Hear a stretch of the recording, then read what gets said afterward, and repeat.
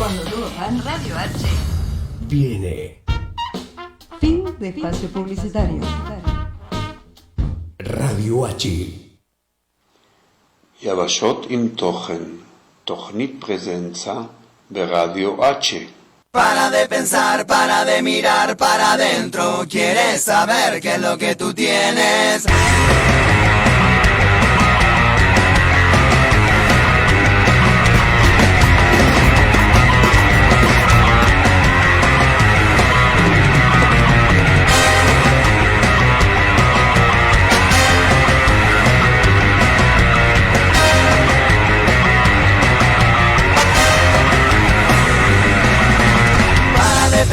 Para de mirar para adentro. ¿Quieres saber qué es lo que tú tienes? Presiento mi ser enloqueciendo, pero ahora no podré soltarme de este sueño. Pero ahora no podré soñar. Muy buenas tardes para todos y todas. Aquí estamos haciendo Continentes y Contenidos una semana más en Radio H, una radio que no se calla, que sigue transmitiendo, que sigue saliendo al aire. No podemos decir lo mismo de lo que ha ocurrido en Ecuador. Todos los viernes en esta misma emisora pueden escuchar el programa que hacemos con mis colegas y compañeros de Presenza, el programa que hacemos Presencia Internacional en La Oreja, que se emite cada viernes por la radio pública de Pichincha Universal. Pero este aquí que el señor Lenín Moreno emitió un decreto especialmente para censurar esta radio.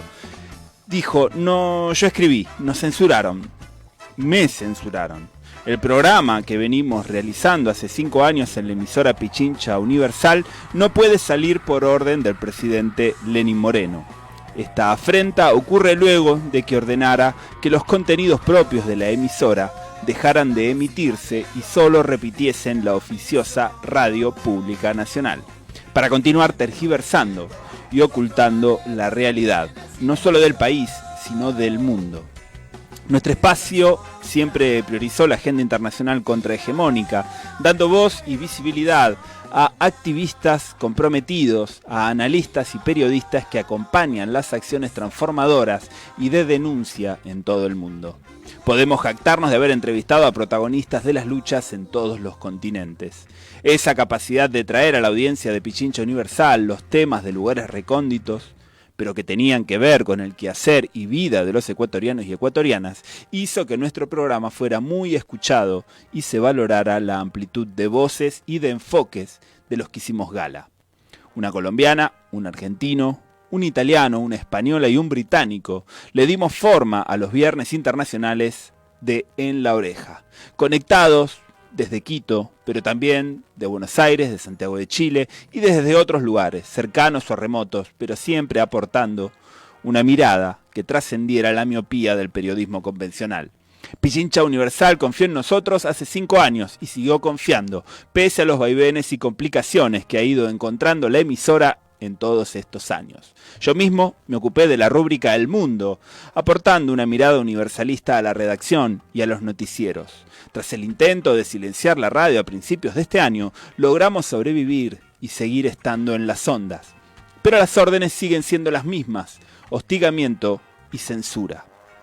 La solidaridad y el compromiso con todo el grandísimo equipo de profesionales que trabajan en Pichincha Universal y también con la vasta audiencia que siempre nos brindó aliento, agradecimientos y aportes interesantísimos. De aquí no se baja nadie. Un abrazo muy grande de todo corazón.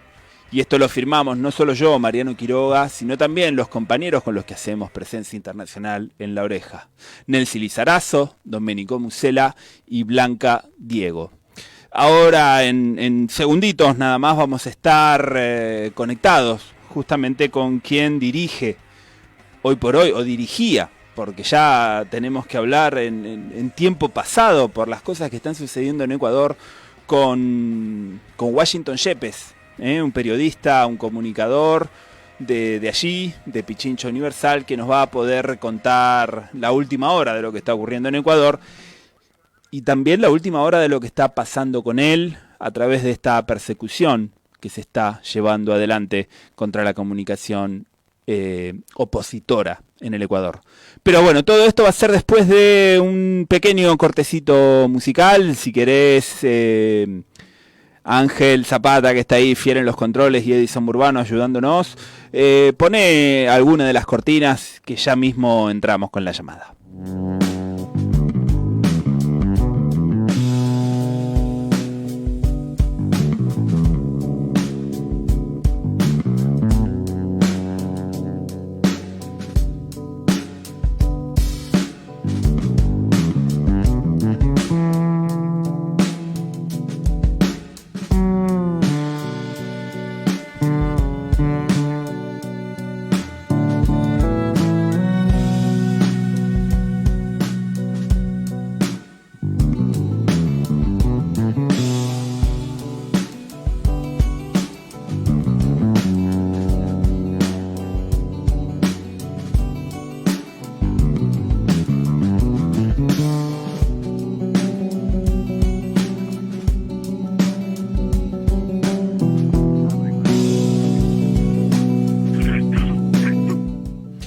Bueno, y aquí estamos entonces, como recién les anticipaba, vamos a estar conversando con un colega, con un compañero, con quien hemos compartido el aire durante 5 años allí en Pichincha Universal, y que nos va a ayudar a entender qué es lo que está pasando, no solamente en el país, en Quito, en la ciudad, sino también con toda esta persecución que lo tiene a él como protagonista, ¿no? Esta persecución y censura que está llevando adelante el gobierno de Lenín Moreno. Hola, Washington Yepes, ¿cómo estás? ¿Qué tal, Mariano? Qué gusto saludarte acá desde Quito, Ecuador. Yo diría un convulsionado Ecuador en estos momentos, Mariano. Sí, así lo demuestran además todas las crónicas, ¿no?, que nos llegan. Un Ecuador que nos puso... me agarró mucho miedo, esa es la verdad. Cuando vi las declaraciones de Cynthia Viteri llamando a oponerse a esa manifestación que pudiera llegar a Guayaquil y verlos con esa idea de recibirlos a palos, me dio mucho miedo, y ver el accionar de las fuerzas de seguridad corroboraron, ¿no?, ese temor que uno tenía. Justamente, Mariano, ese tipo de llamados y ese tipo de comportamientos de las fuerzas políticas de la extrema derecha en el país, lo que están haciendo es generar más odio entre ecuatorianos, generar regionalismo y provocar lo que ahora mismo podemos observar acá en la capital de la República, acá en Quito, Ecuador, un enfrentamiento brutal entre fuerza pública, policías y militares en contra de indígenas y colectivos ciudadanos que se manifiestan pacíficamente en las calles, mientras son bombardeados, son atacados con balas de goma, son atacados con perdigones y en algunos casos también con balas. Es decir, una represión brutal que yo no recuerdo haberla registrado con antecedentes históricos. ¿Acaso un poco menos en el gobierno del ingeniero León Febres Cordero, que, como el continente debe recordar, gobernó en la década de los 80 y fue uno de los gobiernos más represivos y violador de los derechos humanos que ha existido? Pero ahora Lenín Moreno le pasa con creces, ¿no?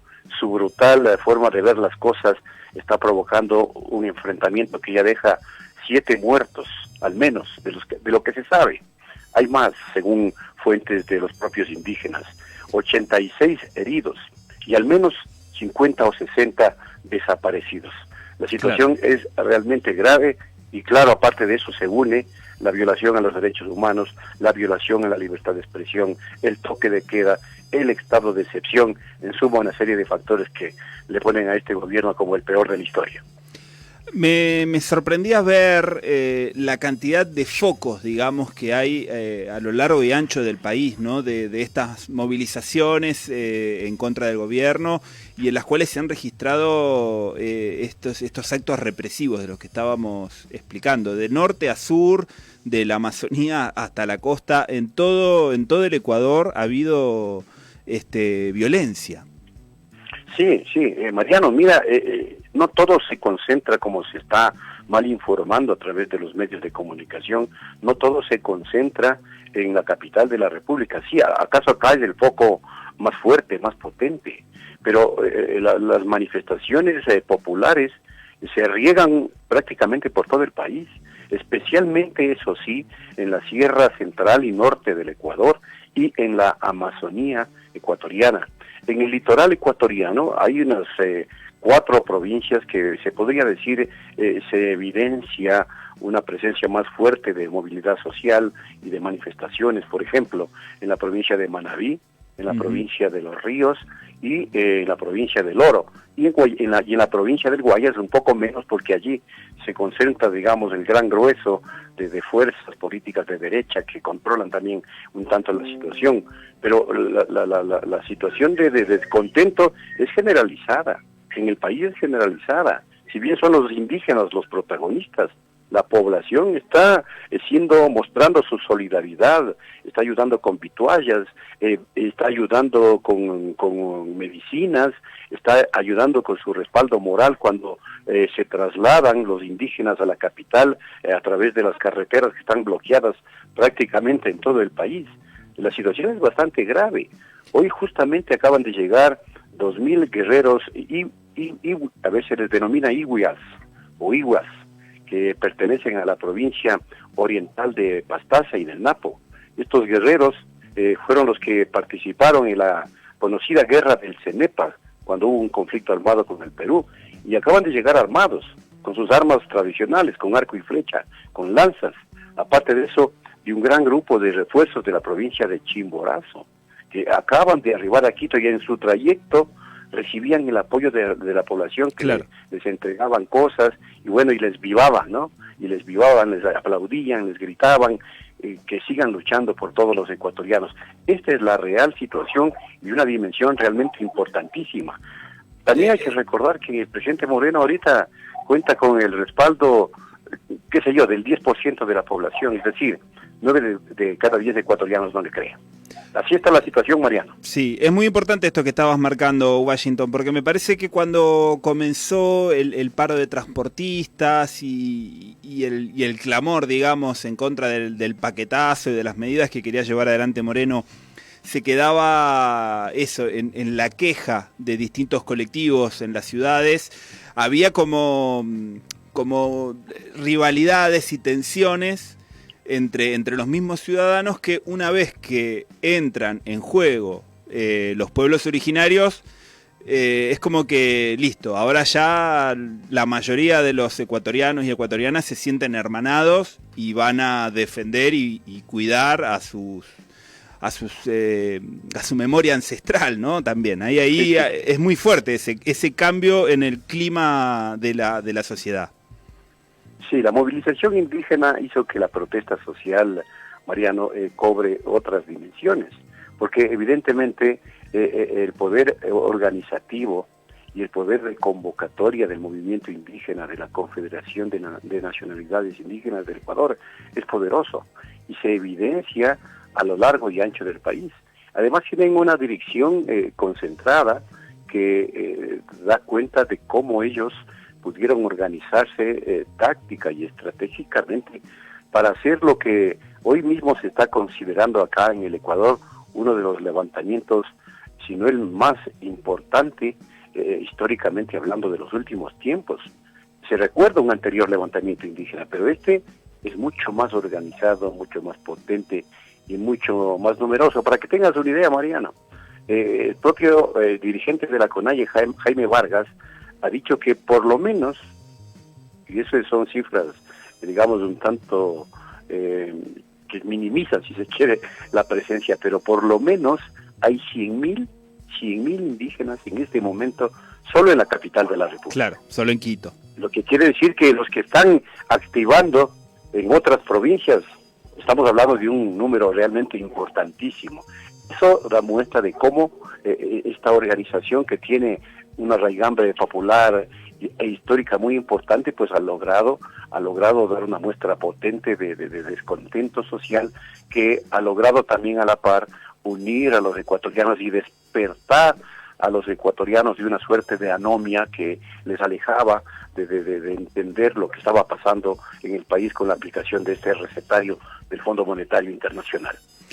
Washington, ¿cómo hacen ahora los ecuatorianos y ecuatorianas para enterarse de lo que está ocurriendo, como hablábamos antes, en los distintos departamentos del Ecuador, si están censurando a los medios públicos y a los medios también privados que denuncian estos actos?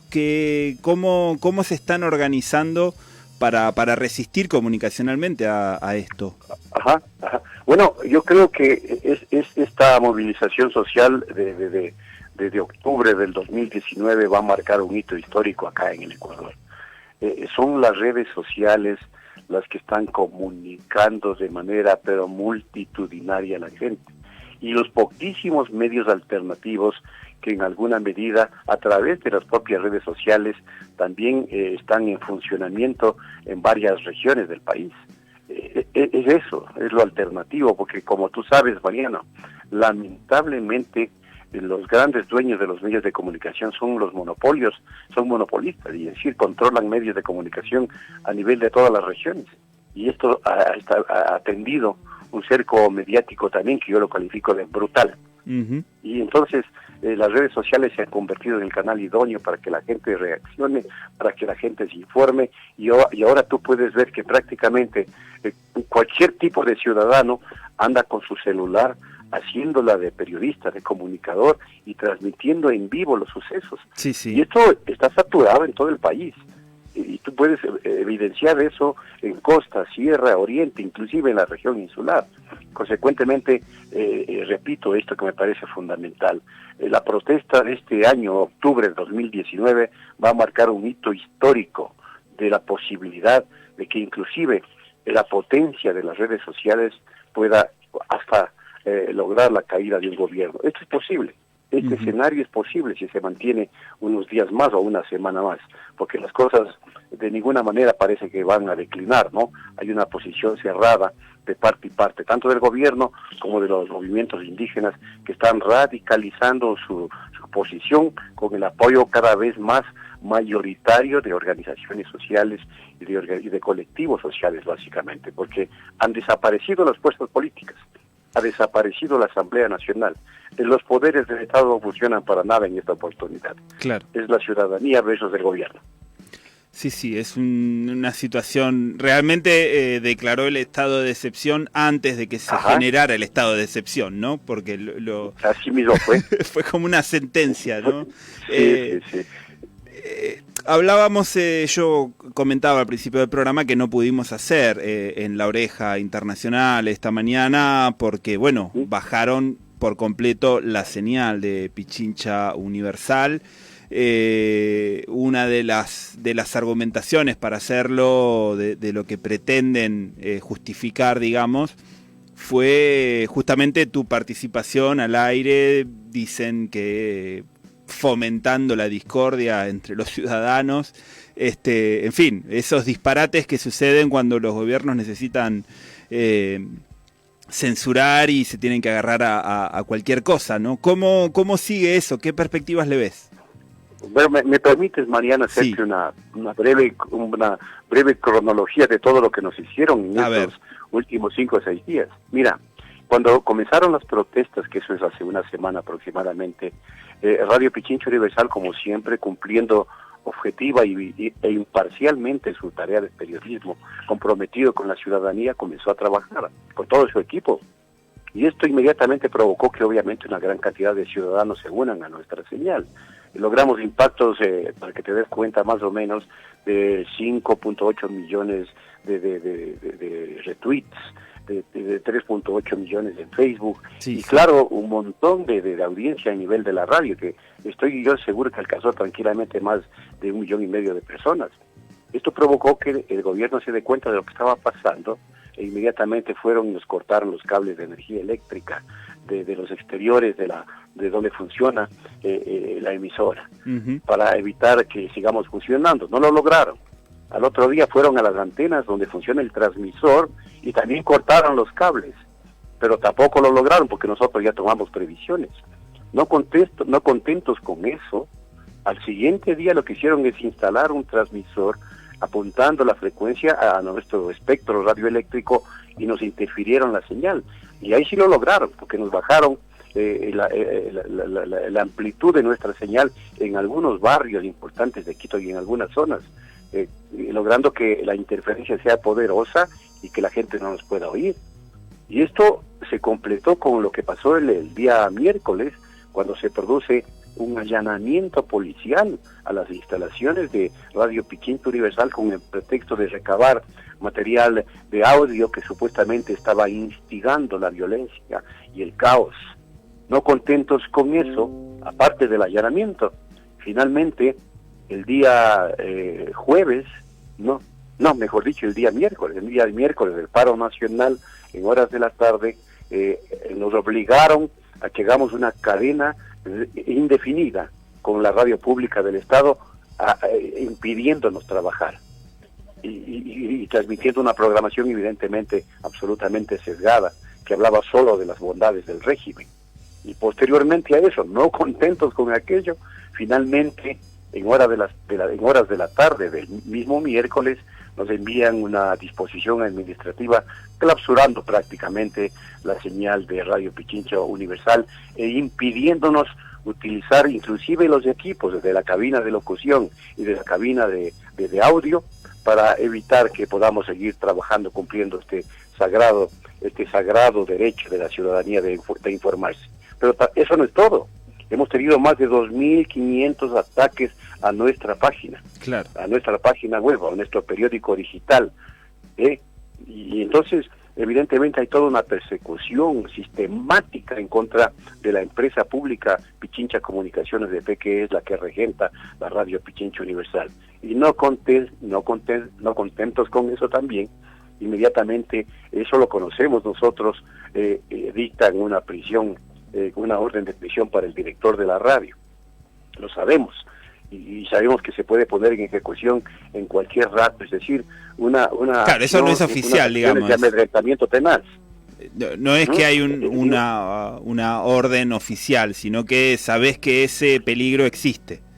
Existe ese peligro porque nosotros evidentemente también tenemos las fuentes Claro. que nos alertaron del allanamiento que iba a suceder en la radio, y sucedió. Y esa misma fuente nos dijeron: a usted, señor, le van a detener esta misma tarde. Y evidentemente desde ahí me ha tocado tomar recaudos propios para evitar que aquello acontezca y evitar también lo que siempre sucede, que te intervengan los teléfonos, te intervengan tu casa y todo lo demás. Es decir, un estado de represión brutal que yo le he calificado como una dictadura, la que vive en estos momentos el Ecuador, con una violación sistemática brutal de todos los derechos humanos. Es que hay que ver la forma bestial cómo reprimen a los manifestantes, Sí. Junto a las maternidades, al interior de los propios hospitales, en los centros de acopio, gente que está desarmada, pero que es reprimida de una forma realmente brutal, nunca antes vista en el país. Ese es el gobierno de Lenín Moreno, mientras los poderes del Estado brillan por su ausencia, Mariano. Washington, ¿cómo termina esto? Quiero decir, no hay dudas que el gobierno de Lenín Moreno tendrá que llegar a un final más pronto que tarde y se tendrá que convocar de alguna manera a unas nuevas elecciones, conformar una nueva asamblea. ¿Qué se prevé? ¿Qué están analizando allí mismo desde las calles? ¿Cómo se imaginan la continuidad de esto? Porque es complejo.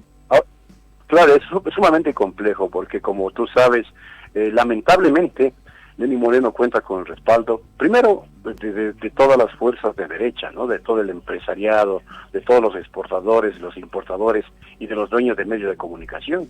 La extrema derecha está con Lenín Moreno Y segundo, aunque sería bueno invertir mejor en los factores, ¿no? Primero, cuenta con el apoyo de Estados Unidos.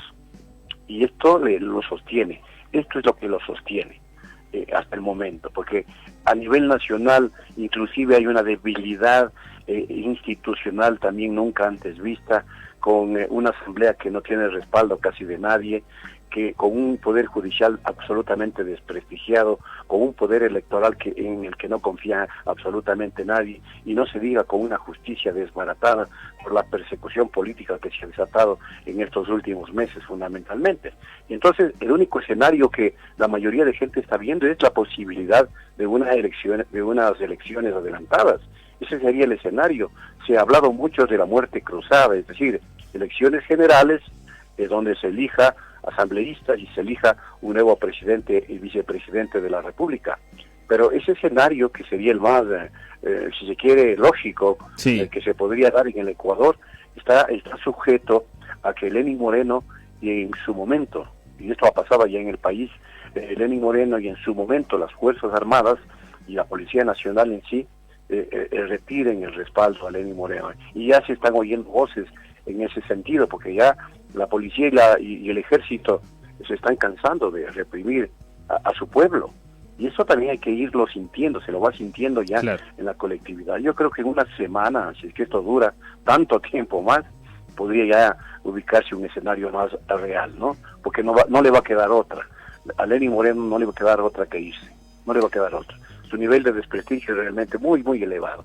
Yo creo que 9 de cada 10 ecuatorianos ya no le creen, ya no le respaldan. Sí, yo creo que incluso fuera de Ecuador cada vez son menos los que van a estar dispuestos a jugar su prestigio en defenderlo. Así que sí, es verdad que ya no le queda mucha más cuerda. Muchísimas gracias, Washington, por esta comunicación, por ayudarnos a entender todo de manera tan clara. Desde aquí, todo el acompañamiento, la solidaridad, estaremos atentos, estaremos disponibles para lo que necesiten y mucha fuerza. Muy bien, gracias, Mariano, sabemos la solidaridad de ustedes y estaremos pendientes. Lo que les pedimos es que nos ayuden a difundir. ¿De qué otra manera, si no, vamos a poder romper el cerco mediático? Te digo que, te cuento que hay más ya cerca de 1000 detenidos, ¿no? Claro. Cerca de 1000 detenidos, ¿ah?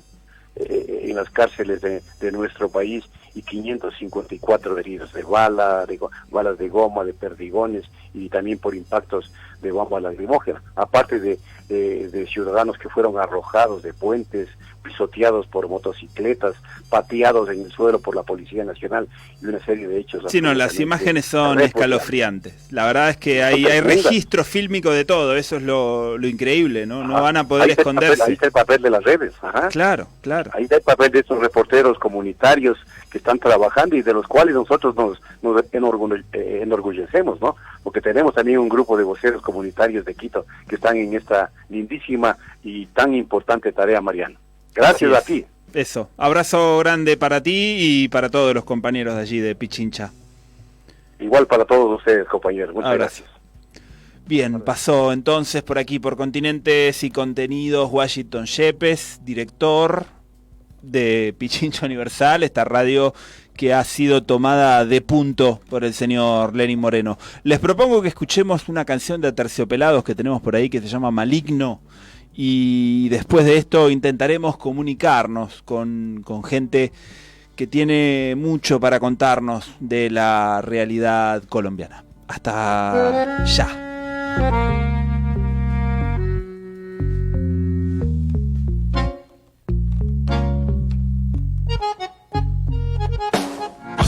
Entro muy dentro como un implante incrustado en mi interior, en mi cerebro, implacable. Mi voluntad destruyó poquito a poco. Tú te instalaste, eres huésped o invasor. Tienes mis días de fatal melancolía.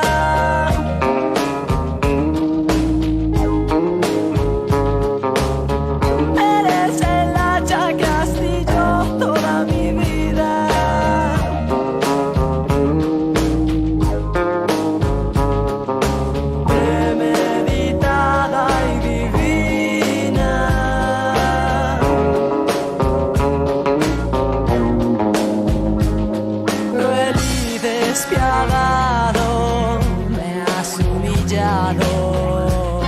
Y sin embargo aquí estoy, aunque me ultrajes, aunque me uses, siempre a tu disposición. Se acabó, he llegado al límite de mi ciega devoción. Niñez, mis días de fatal melancolía.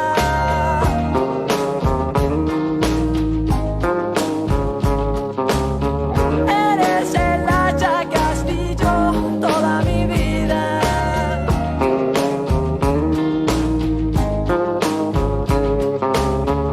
Premeditada y divina.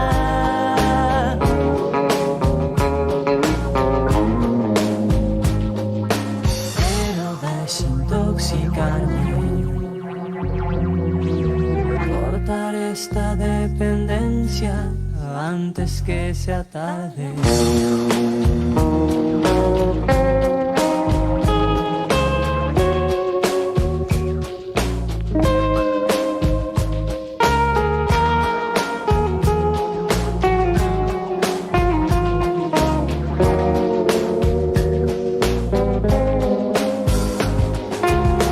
Niñez, mis días de fatal melancolía.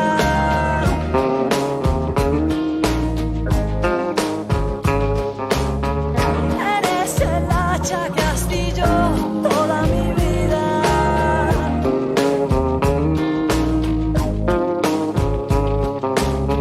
Niñez, mis días de fatal melancolía.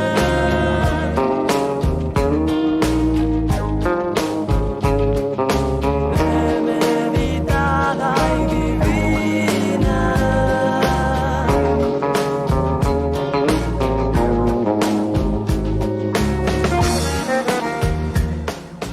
Bien, y escuchamos al grupo colombiano Aterciopelados haciendo esta canción que se llama Maligno, para ya ir metiéndonos un poquito en la atmósfera colombiana. Vamos a estar conversando con Doris, con Ana y con Carmenza.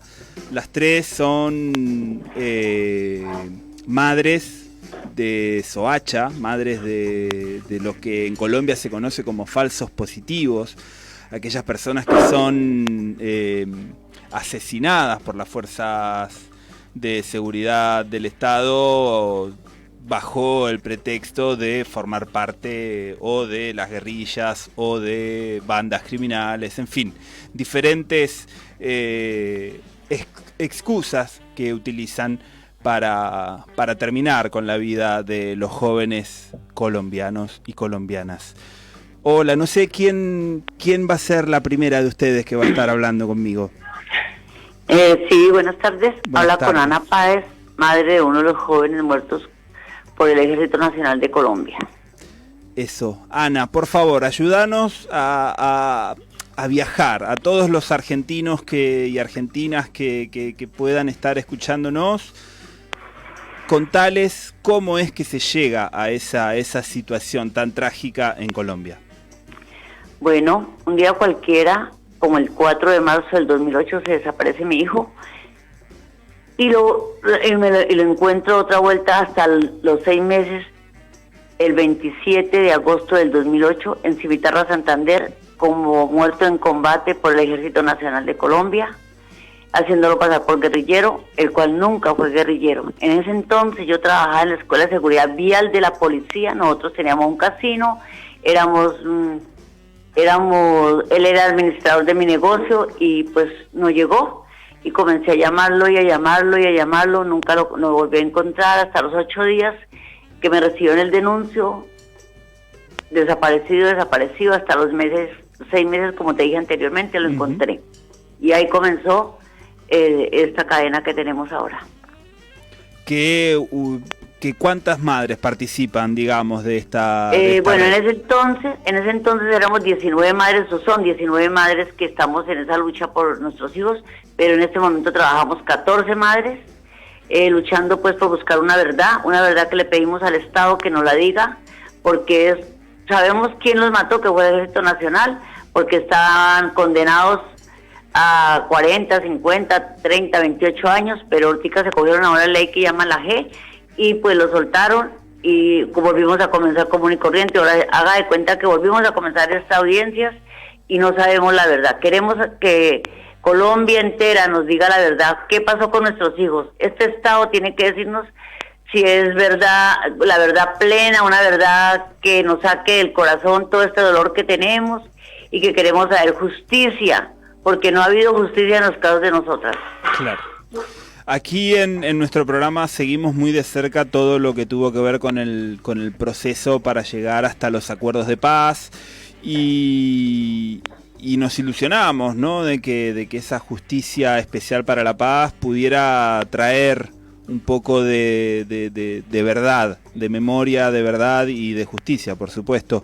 No sé si esto a ustedes las tocaba de cerca, si tenía que ver con los casos propios de ustedes, si eso les hubiera podido aportar alguna ayuda, si están ahora mismo en esta lucha porque se cumpla esa parte de los acuerdos.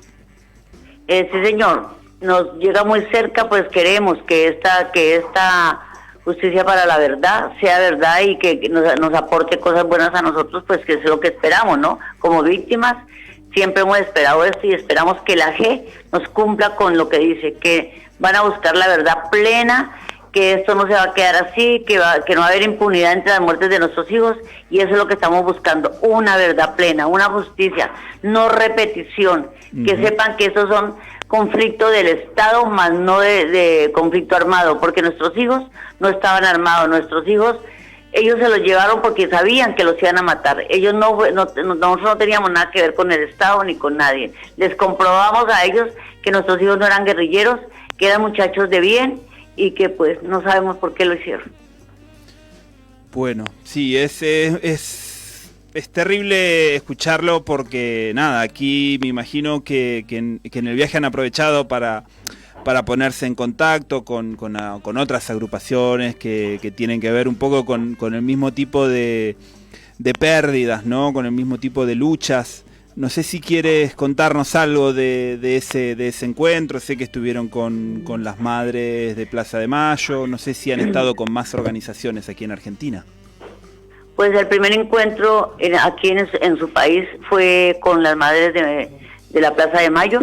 Tuvimos una experiencia muy linda ayer en esa caminata, pudimos ver otras víctimas, pudimos ver que ustedes también tienen los conflictos que nosotros tenemos, y venimos a buscar pues que nos ayuden para esta lucha de la verdad, de la justicia, que queremos que ustedes nos entiendan y sepan que esto es verdad, que esto no son mentiras, que nosotros no estamos inventando nada, que nadie nos está diciendo digan o no digan, no, nosotros lo hacemos y lo decimos porque en nuestro corazón hay mucho dolor, y porque en realidad sí lo vivimos.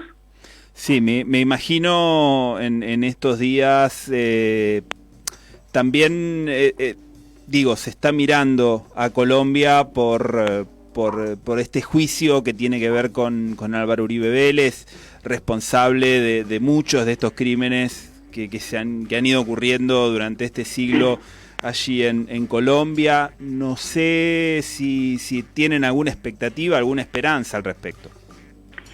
Pues a eso es que le apuntamos, ¿no? Y a eso es que nosotros, por eso fue que el día de la audiencia de Uribe ante los falsos testigos, quisimos estar presentes allá para demostrarle y decirle que nosotros estamos vivas y que nosotros estamos presentes y que lucharemos hasta el último momento, porque él es el único culpable de todo esto que ha sucedido en Colombia, a través de todas estas muertes inocentes, y a eso le apuntamos, a que él tiene que respondernos y decirnos qué pasó con nuestros hijos. No, hoy por lo menos le doy gracias a Colombia Humana, que nos hizo llegar aquí a este país, hablando con una persona, con otras consiguieron los pasajes, también a ICPM, que hizo lograr de que nosotros estemos acá hoy con ustedes y podamos estar en todos los eventos que hay programados. Hemos sido bien llegadas, todos nos han hablado, y pues aquí estamos. Le voy a pasar a mi compañera para que ella le siga la historia, mi amor. Que el Señor me lo bendiga. Gracias por esta entrevista. Muchas gracias. Carmen, la tengo. Muy buenas tardes, mi nombre es Carmen Gómez, yo soy otra de las madres de Soacha y Bien. pues no, aquí contenta de conocer, porque es el primer viaje que tengo fuera de nuestro país, pero no, contenta, gracias a Dios, bien recibida, no, mejor dicho, una experiencia más de estos 11 años de lucha. Mi hijo Víctor Fernando Gómez Romero y John Nilson Gómez Romero, a mi hijo Víctor se lo llevaron como al hijo de la compañera Ana, con falsas promesas de trabajo, y así fue como el ejército de la Brigada 15 del Batallón Santander de Ocaña me lo asesinó, diciendo que era guerrillero, que era un delincuente. No, hoy le puedo gritar al mundo entero, mi hijo no era guerrillero, mi hijo no era ningún delincuente. ¿Será que el derecho o el ser uno pobre es un delito? Yo digo, me pregunto eso, porque nosotros éramos pobres, ¿se llevaron los muchachos por eso? No, no es posible.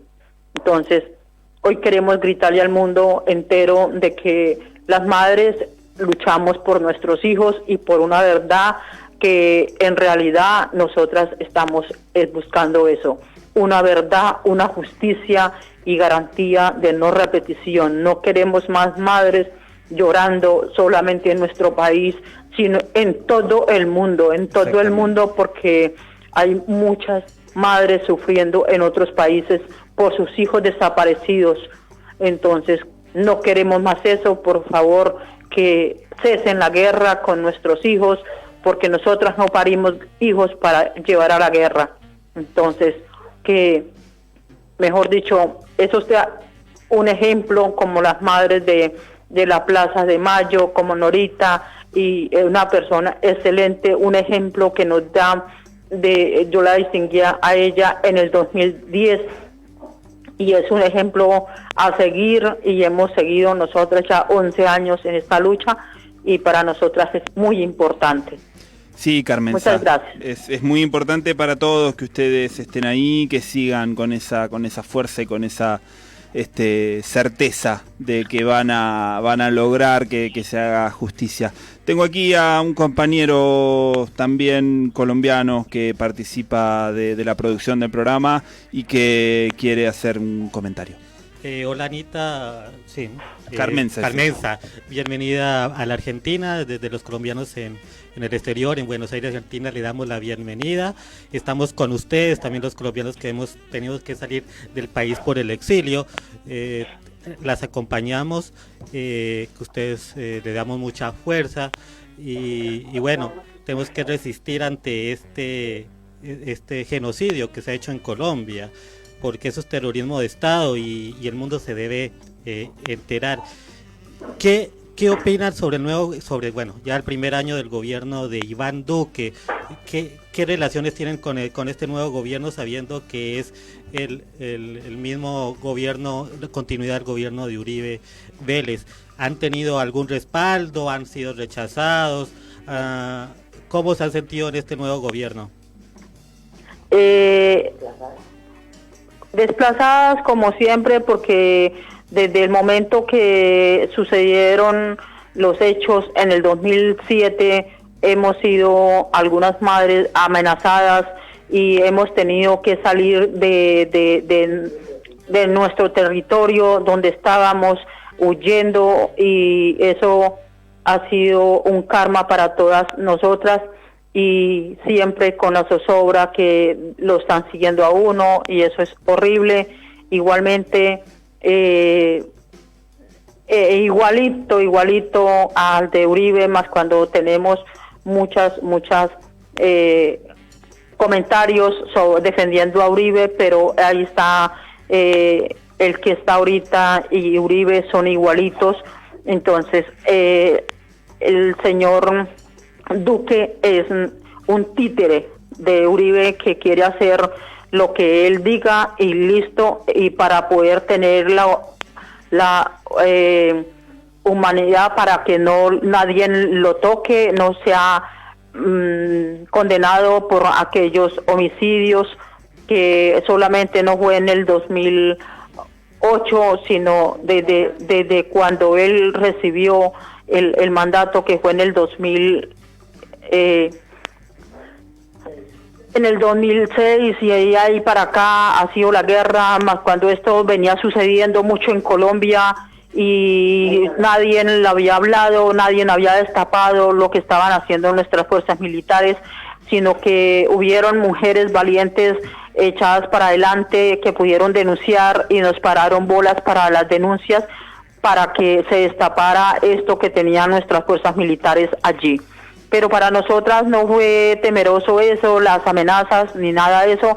Hemos luchado y estamos luchando no solamente por los jóvenes de Soacha, sino por muchísimas víctimas que hay en nuestro país, y ahora lucharon por algo otras víctimas de otros países hermanos que luchan también por una verdad, una justicia, y que no haya repetición de estos hechos por nuestros gobiernos, por nuestras fuerzas militares.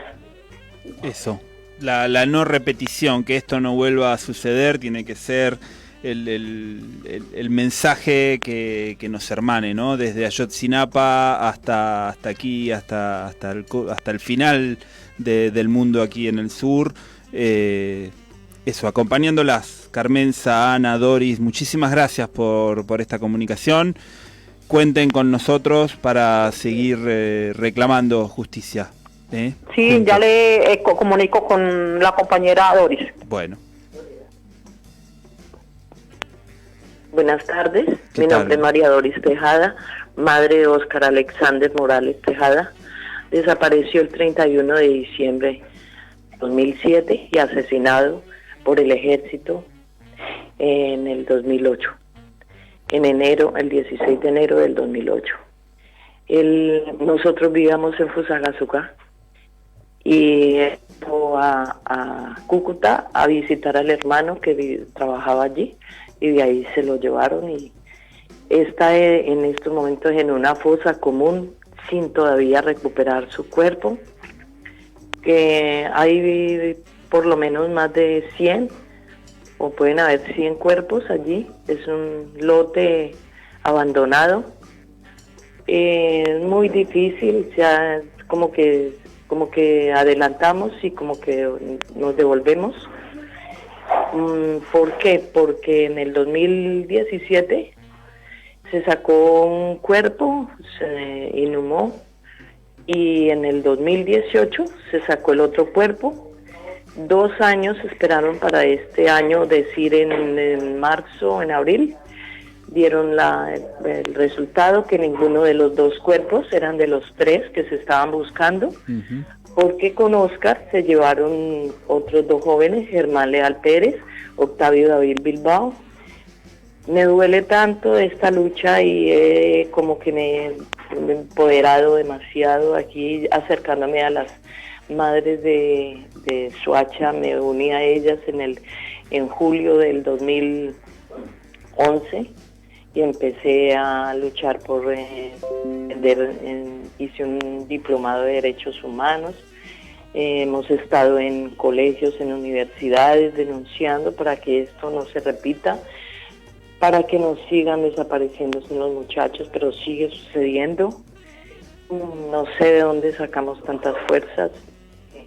El amor de madre, yo creo, hacemos telas, denunciamos por medio de telas, de bordados, llenas de amor y de mucha paciencia para soportar tanto dolor, porque ya son 11 años que sin haber respuesta, sin recuperar el cuerpo, como toda madre desea que ya que esto sucedió, pues se recupere el cuerpo y darle una cristiana sepultura. Éramos gente de bien, humildes, como decía mis compañeras que honradas y para adelante y en espera de que esto se sepa, ojalá por todo el mundo. Yo siempre lo dije desde un principio, y agradecida con Dios de habernos traído aquí a conocer Argentina, y darle gracias a CMP, CMP que nos apoyó y Colombia Humana. Y gracias, Dios le bendiga. Muchas gracias, Doris, por este mensaje, por este testimonio. Hay una palabra que también te tenés que acordar siempre de usar para describirlas, que es la valentía, porque realmente tienen una fortaleza y una valentía impresionante para poder transmitir esto y para luchar, ya no por sus hijos, sino para que esto no vuelva a pasar, lo cual es de una grandeza fenomenal. Muchísimas gracias por esta comunicación.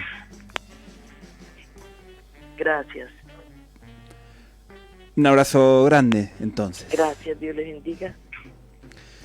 Bien, y así pasaron estas tres madrazas, estas tres inmensas señoras, Doris, Ana y Carmenza. Nada, nos dejaron a todos con la piel de gallina. Estamos aquí tratando de recomponernos un poquito. ¿Quieren decir algo ahora o ponemos música y hablamos después? No, resaltar lo importante de la función de estas madres, ¿no? En todo el mundo, frente a la represión de los gobiernos dictatoriales, frente a la represión ilegal. En este caso, de la forma más sanguinaria, ¿no? Para cobrar un premio que las fuerzas militares y paramilitares de Colombia asesinaban a estos chicos. Y lo otro que me dan ganas de resaltar es la figura de Norita, ¿no? Siempre está donde es inmensa. Impresionante, Norita. Para ayudar a entender a quienes nos están viendo por aquí, por el Facebook Live de Radio H, para quienes nos están escuchando a través de la web y de TuneIn y demás, los falsos positivos, estos casos, Edison, ¿qué son? ¿Es el ejército necesitaba cumplir con una serie de números para justificar su accionar? ¿Cómo se llega a que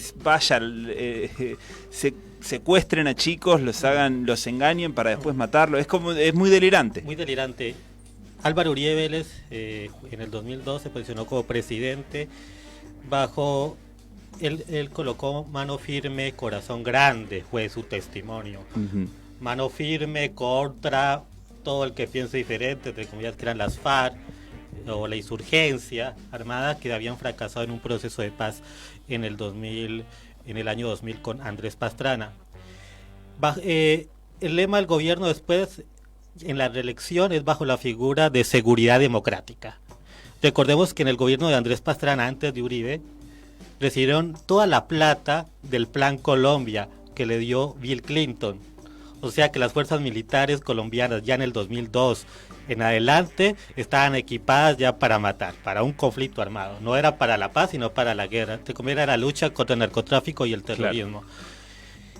¿Qué hacía Álvaro Uribe Vélez en ese periodo, los dos periodos de Uribe 1 y Uribe 2, bajo la figura de la seguridad democrática? Mostrar con el show televisivo, porque los grandes medios de comunicación, los medios hegemónicos, eran una sola voz, era la voz de Uribe, de Álvaro Uribe Vélez, que era dar resultados.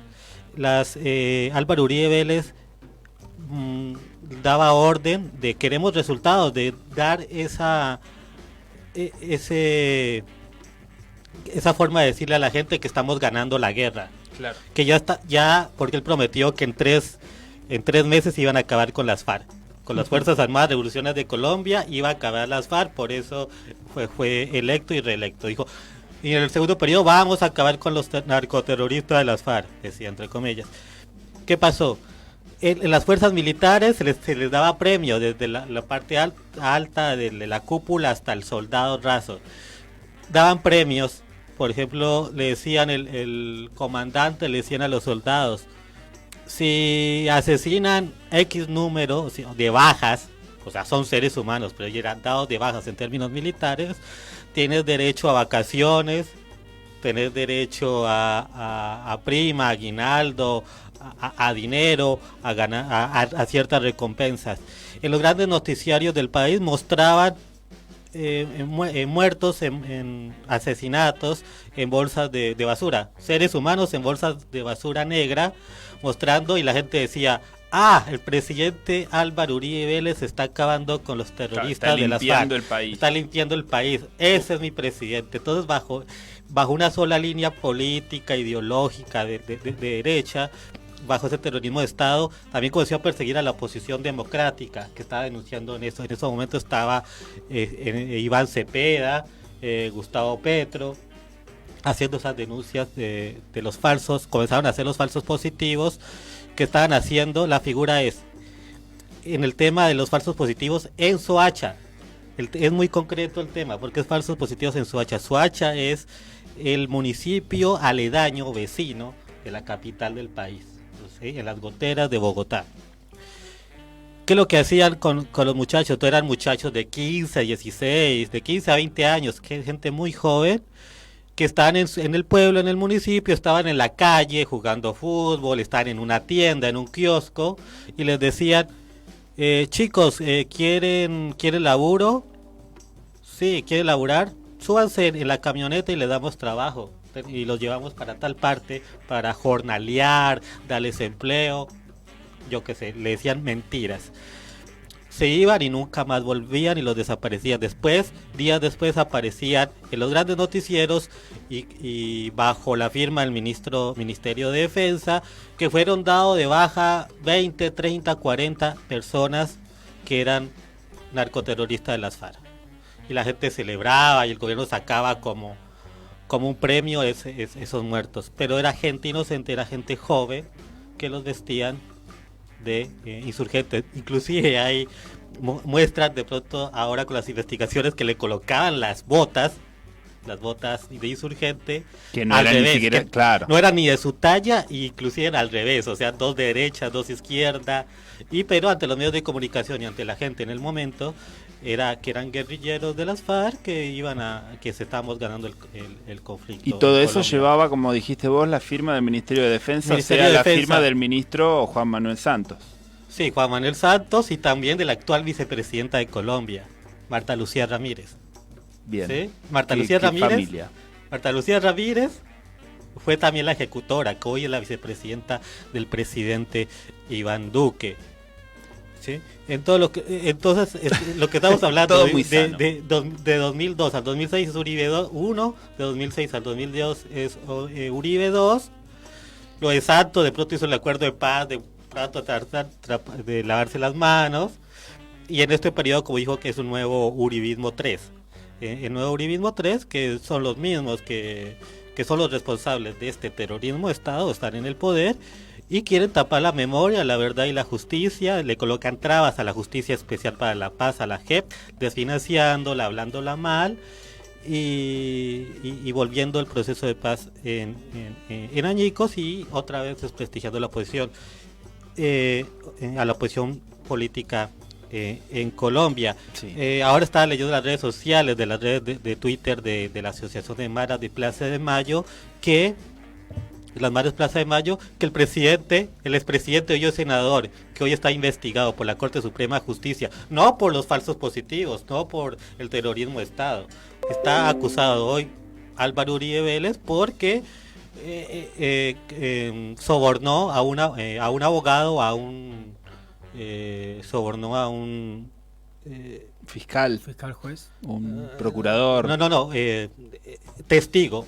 Testigos, okay. Sí, de los falsos testigos, que era para acusar a Iván Cepeda. O sea, le dio plata para que ese testigo se volteara y hablara mal del senador de la izquierda, Iván Cepeda. En eso algo tampoco lo están investigando la Corte Suprema, que fue el 8, y le dijeron, bueno, vamos a seguir las investigaciones. Por eso abre un camino. Pero, ¿qué es lo grueso? Que es por el terrorismo de Estado, Uribe no está investigado.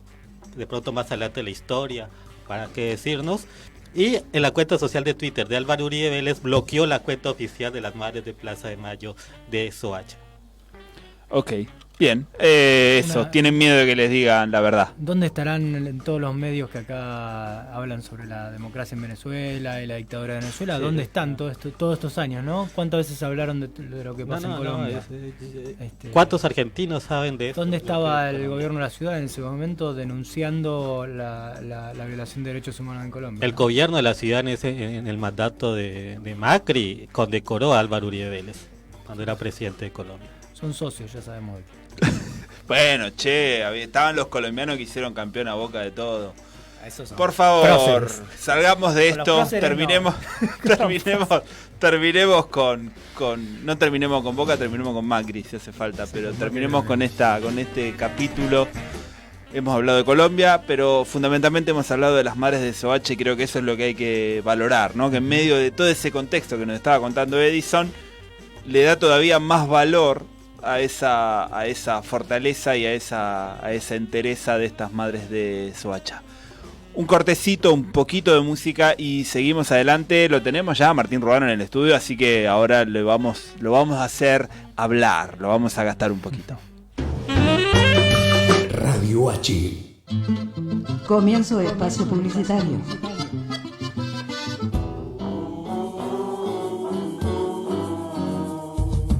¿Querés comer en un lugar donde la gente no deja sus convicciones en la puerta de entrada? ¿Querés reírte con el mejor humor político en un lugar donde la patria es el otro? ¿Querés ver los precios y pensar, no fue magia, fue la cooperativa? Venite a lo de Néstor, Bolívar 548 en San Telmo, o hace tu reserva al 43 42 7588, un lugar con buena gente. Venite a lo de Néstor.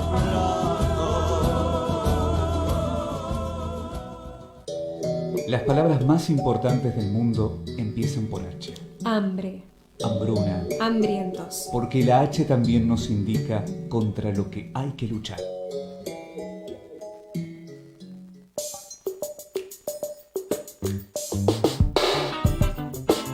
Artegraf, artes gráficas, servicios gráficos de diseño e impresión, sistemas offset y digital, diseño gráfico institucional y social, atención especial y personalizada a comercios y pymes. Comunicate con nosotros al 4923-5400 o al mail graficamensaje@gmail.com.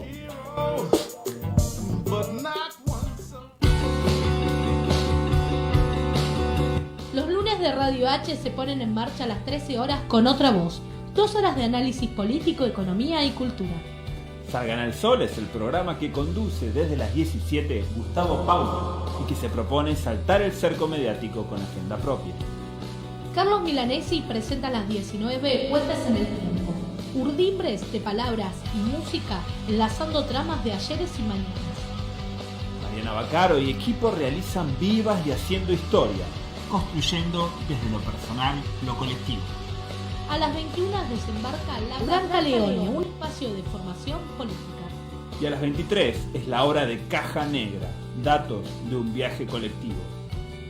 Seguinos por Facebook Live o por TuneIn. Búscanos como Radio H con todas las letras. Cuando todos van, Radio H. Cuando todos van, Radio H. Viene. Fin de espacio publicitario. Radio H. Continent et contenu sur Radio H. Regardez le monde pour mieux voir l'Argentine.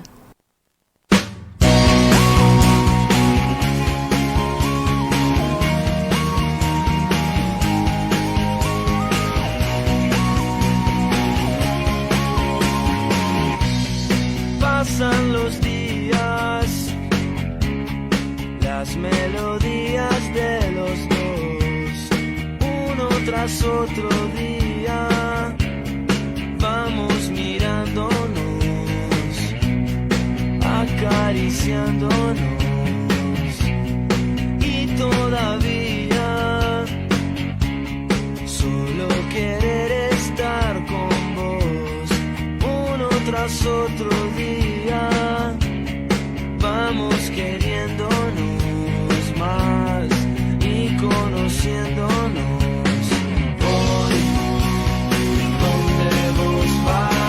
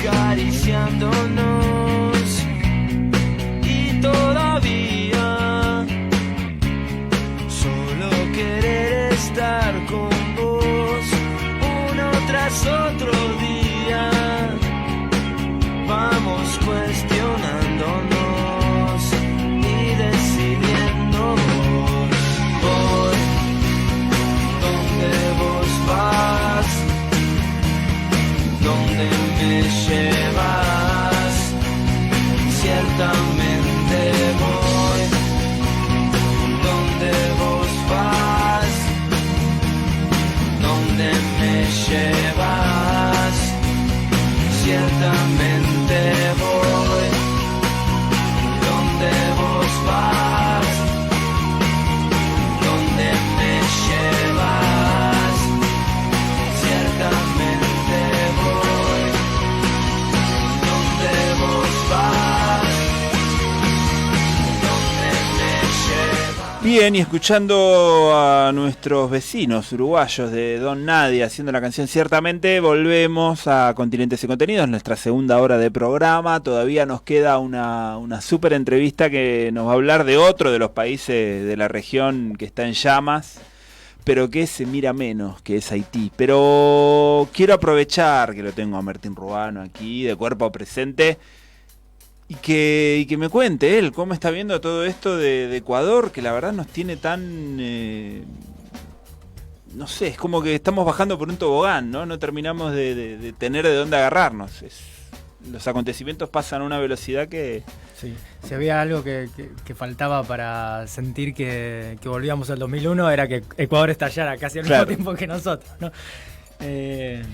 Bueno, lo primero es la reflexión, la misma casi que para lo que hablábamos de Colombia. ¿Dónde están los medios que denuncian la dictadura en Venezuela, denunciando la terrible represión en Ecuador? Creo que no hubo en el peor momento de represión de Maduro y de Chávez, de lo que quiera, no hubo ni la 10ª parte de lo que está pasando hoy uno lo dice de lejos, ¿no? No tiene la certeza de esto, pero en principio por las imágenes simplemente que uno ve, las peores de Venezuela no se parecen ni a un décimo de lo que está pasando en Ecuador. Una cosa tremenda.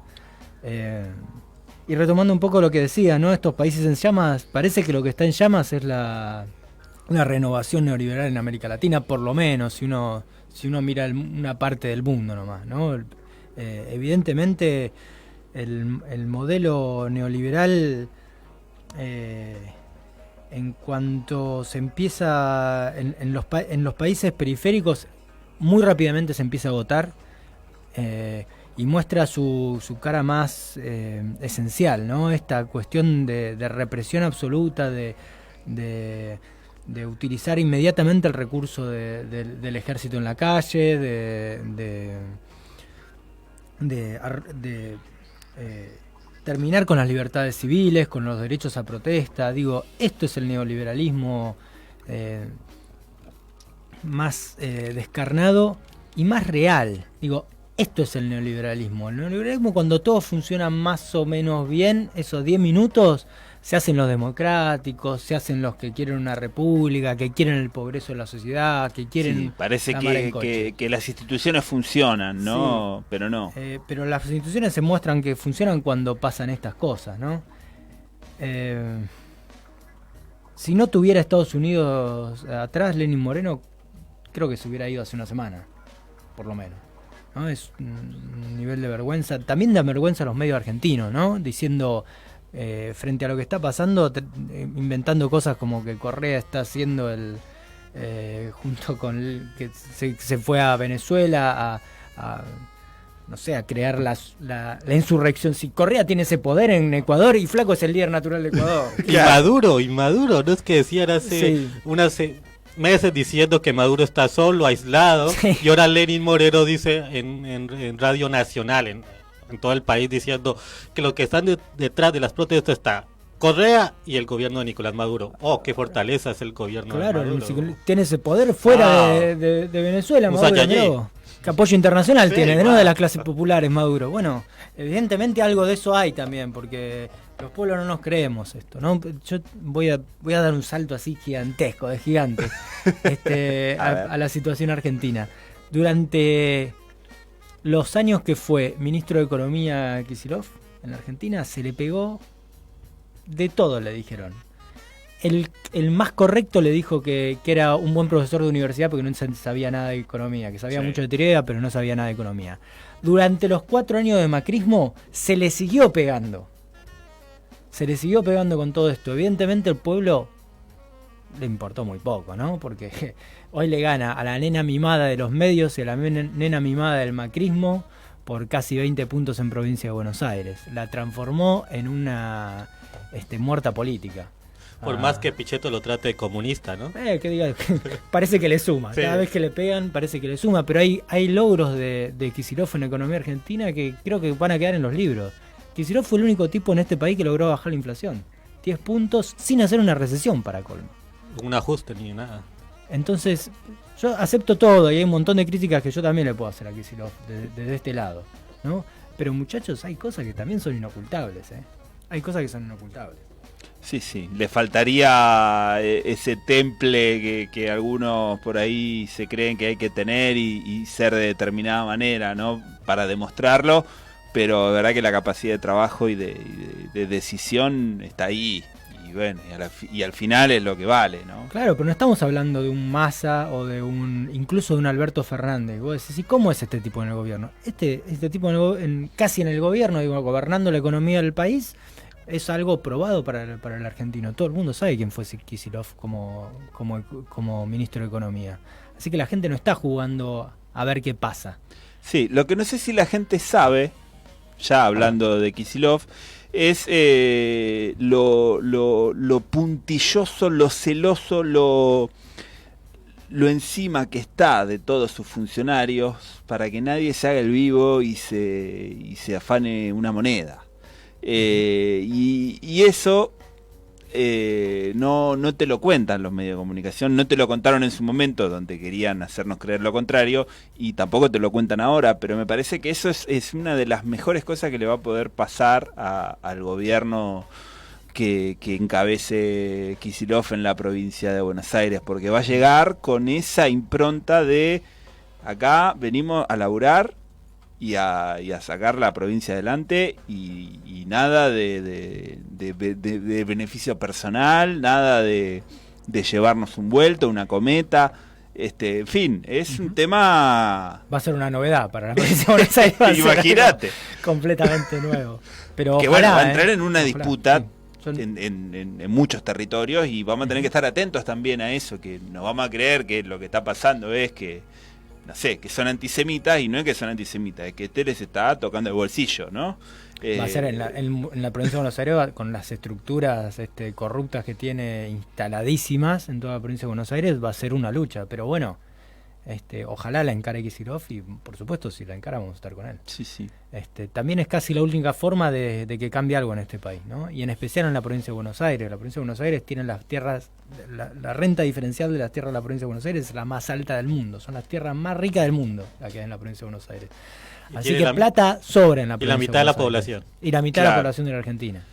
Y ahora que es tan importante el tema de la corrupción, el tema de la transparencia, el tema de la honestidad. Y los puertos más importantes, perdón, me quedé. No, digo, los puertos más importantes, ¿no? Sí. Me parece que también la llegada de Alberto Fernández, un tipo que le podremos criticar lo que sea, menos que tenga denuncias de corrupción o de haberse llevado plata, con lo cual se entra en una etapa que no sé qué el discurso va a tener que cambiar de parte de los que fueron opositores de Cristina. Van a tener que encontrar otra manera de mentirnos. Por eso yo creo que están tan descolocados y hay tanto que se quieren ir del país, porque ya está, su único discurso, su único relato no les va a servir, por lo menos en el corto plazo. No sé qué van a tener que inventar. Que le den la visa, ¿no? Consigámosle la visa en cualquier lado. Se van para España, ¿no? Según los chismes, ¿no? Para donde quieran que se vayan. Pero por lo menos estas caripelas no vuelven más. La derecha siempre vuelve, ¿no? Se disfraza y vuelve y volverá con otras caras, pero por lo menos estos muchachos no vuelven más y eso es una alegría. Alegría, esa es una revolución de la alegría. De verdad, ¿no? De verdad. Sí. Falta que se vaya Larreta y ahí sí que se cumple un... Sí. Hay que ver hasta cuándo, ¿no? Porque tampoco lo que han hecho en estos 4 años ha sido tan trágico que no creo que se borre tan rápido de la memoria de los argentinos. Hay que ver hasta cuándo dura, pero seguramente va a durar un par de mandatos, o sería de esperar que dure un par de mandatos. Han dejado un país arrasado.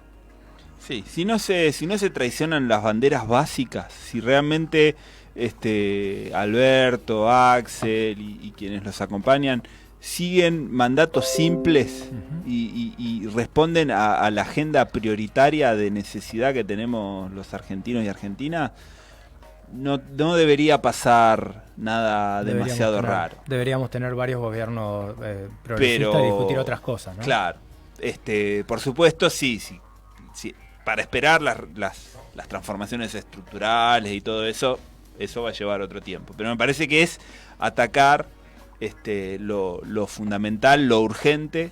Si se ocupan de lo urgente, yo creo que la cosa se va a ir encaminando. Sí, también nos toca, también nos toca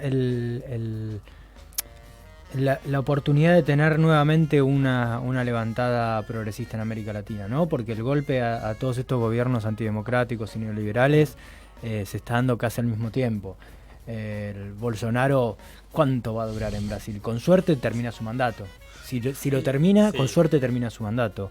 Lenín Moreno ya está casi afuera. Digo, la oleada neoliberal está... no digo que esté derrotada porque tienen apoyos demasiado fuertes para decirlo y uno nunca sabe cómo van a contraatacar, pero estamos en levantada en este momento. Tiene dos tuercas bien aseguradas, que es Colombia y Chile, que se demoran un rato más, es inamovible en estos momentos. Lo de Bolsonaro lleva, 10 meses, recordemos que se posicionó el 1 de enero. Yo lo de Chile igual no la doy tan segura, Me parece que se está queriendo armar ahí el grupo de Puebla, ese nuevo grupo, ese eje progre centrista, digamos, y no sé si Marco Enríquez o Minami o alguno de estos no puede llegar a perforar un poquito esa continuidad que han venido teniendo tanto la derecha en Chile como la centro derecha porque me llama la atención las alocuciones del candidato Fernández, Alberto, que ha sido crítico con el gobierno de Nicolás Maduro de Venezuela, ha sido crítico, pero a la vez dio también un punto de que si es ya electo presidente, lo que va a hacer es salir del nefasto Grupo de Lima, ese grupo de los nefastos, de los malignos, Grupo de Lima, que se va a salir de ahí, y que más piensa hacer un eje Argentina-México, ¿no? Con el presidente Manuel Andrés López Obrador, a ver si se hace un nuevo eje progresista en Latinoamérica. Eso, bien. Y la verdad que yo ya estoy con ganas de prepararme para Haití, pero... Sí, déjame una última cosa. Y acá yo voy a insistir con algo que al final dije que iba a decir esta semana, pero ya lo dije casi la semana pasada, que es que qué bueno sería tener que la oposición a los gobiernos progresistas en América Latina no sea de la derecha, sino que sea de la izquierda. Digo, que la discusión no sea si recortamos derechos laborales, sino que haya alguien con un discurso coherente y con una posición muy popular diga bajemos a 6 horas o a 4 horas el trabajo promedio, subamos los salarios, recortemos la renta financiera, no sé, un montón de consignas que tienen que ver con mejorar las condiciones de vida de nuestros pueblos, con sacar a nuestros pueblos de la pobreza, con crecer en un mercado interno, con unificar a nuestros continentes y que la discusión venga por ese lado. Digo, entre los que dicen no es posible, digamos, del centro, no estamos en momento, quisiéramos pero no estamos en momento, y los que dicen que es ahora, ¿no? El momento. Y no que sea siempre con estas derechas retrógradas. Y ahí... es difícil hacer porque, por supuesto, las derechas retrógradas tienen un apoyo muy grande y tienen unas estructuras muy grandes. Y son internacionalistas. Pero al mismo tiempo hay una responsabilidad de los sectores más de izquierda, digamos, que no terminan de reconfigurar un proyecto realista, un proyecto concreto de acción en nuestros países para que haya una propuesta que sea viable. Para que haya una propuesta viable, porque yo le puedo reconocer al Partido Obrero que está muy bien, que siempre está en la lucha de los trabajadores, y le puedo reconocer alguna consigna que otra que está bien, y alguna posición que otra está bien, pero el proyecto no es viable, muchachos, no tiene ni pie ni cabeza lo que dicen como proyecto político. Y no por el socialismo, yo creo que el socialismo es viable. Si tuvieran el apoyo del 50% de la población, sí, quizás sería viable, pero... Pero no veo que por ese lado, digo, las formas que ellos plantean de hacer las cosas y las cosas que plantean hacer... Sí, no va a ser masivo nunca. Y no son internacionalistas, ni están aislados. Están aislados. No es por un problema de masivo, me parece que no son realistas, no son cosas que se puedan hacer. Pero están aislados. Te diría en dos sentidos, no se pueden hacer en un contexto de las reglas de juego que imperan hoy en día, de democracia y de votos, pero tampoco podrían ser viables en un contexto de una revolución, ni siquiera la tradicional, a la armada, a la cubana. No podrían hacer eso, no es absurdo lo que plantean. Entonces, estaría bueno tener una izquierda que plantee proyectos viables, dentro de lo democrático, ¿sí? Dentro de las reglas de juego que tenemos hoy en día. Y si querés, hasta sería bueno otra que plantea, aunque sea una revoluciones de las otras, también con un proyecto viable, porque si no el destino, la utopía, se desdibuja. Si vos no lo podés realizar, si lo que me decís es una pavada de lo que vamos a hacer, y bueno, no tiene sentido. Ahora, estaría bueno que haya un tironeo para ese lado, estaría bueno que haya alguien con un proyecto viable de país que diga lo que tenemos que hacer no es reducir derechos laborales, sino que trabajemos menos tiempo para repartir el trabajo entre todos, sin bajar salarios, subiendo salarios incluso, si la renta da para hacerlo. Estaría bueno que en un país que se produce para 400 millones de personas alimento, aseguremos que de los 40 millones van a comer todos, que lo aseguremos, que haya una retención, un impuesto, lo que sea necesario para que ningún pibe, ningún adulto, ni nadie en la Argentina, Bueno, mis amigos peronistas te dirían que eso es lo que hace el peronismo. La justicia social, parece. Lo dicen mis amigos. No pasó del todo en ninguno de los gobiernos peronistas. Que no haya pasado no quiere decir que no sea lo que pregonan, pero bueno, vamos a ver. Pero porque por eso digo, porque al final encontramos ahí, y lo que hay es una diferencia de métodos, ¿no? En última instancia. Y estaría bueno que lo que estemos peleando es eso, y no si nos entregamos al FMI 8 años más o no nos entregamos al FMI 8 años más. Bien, eso, un poquito de música, Ángel, y ya nos preparamos para ir hacia Haití.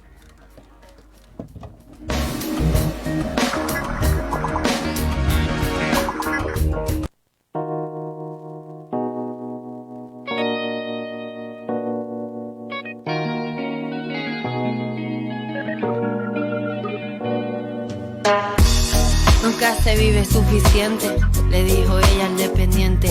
Nunca se vive para siempre, y fue entonces urgente. Quien no entiende el reflejo no conoce al oponente. Falta de ternura, compromiso indigente.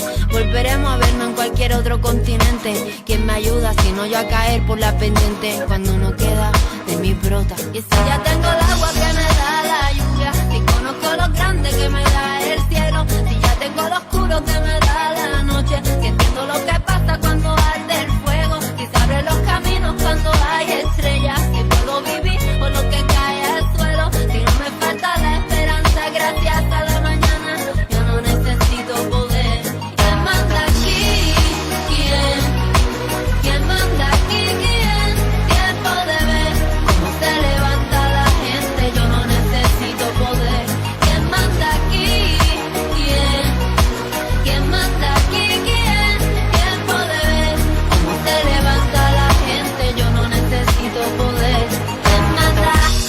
Van a tardar en llegar, no me importa esperar, si me atrevo a cruzar esa línea no creo que vuelva, pero recuerda, mi fe es intocable y sé cómo salirme de las cuerdas. En mí la luz y las tinieblas, partituras rotas, todas en las corrientes, entre las piernas, pensamientos en la celda, si no nace, en ti siembra. Y si ya tengo el agua que me da la lluvia, si conozco lo grande que me da el cielo, si ya tengo lo oscuro que me da la noche, si entiendo lo que pasa cuando arde el fuego, si se abren los caminos cuando hay estrellas, si puedo vivir por lo que cae al suelo, si no me falta la esperanza gracias a la mañana, yo no necesito poder. ¿Quién manda aquí? ¿Quién manda aquí? Tiempo de ver cómo se levanta la gente, yo no necesito poder. ¿Quién manda aquí? ¿Quién manda?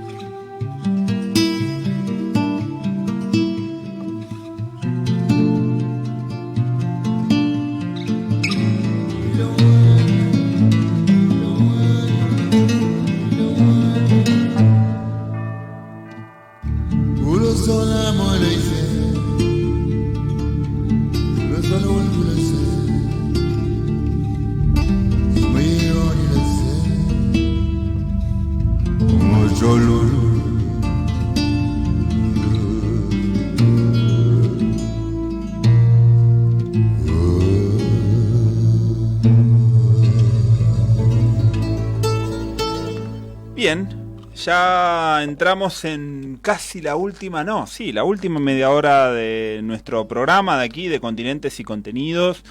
Hemos estado hablando con Quito, con Washington Yepes desde allí, que nos contó la situación que se está viviendo en el Ecuador, en este Ecuador dictatorial según su descripción. Hablamos también con las madres de Soacha, que nos han contado las trágicas historias y la situación tan terrible que están viviendo en Colombia en estos momentos, donde no se les hace mucho caso, por no decir ninguno.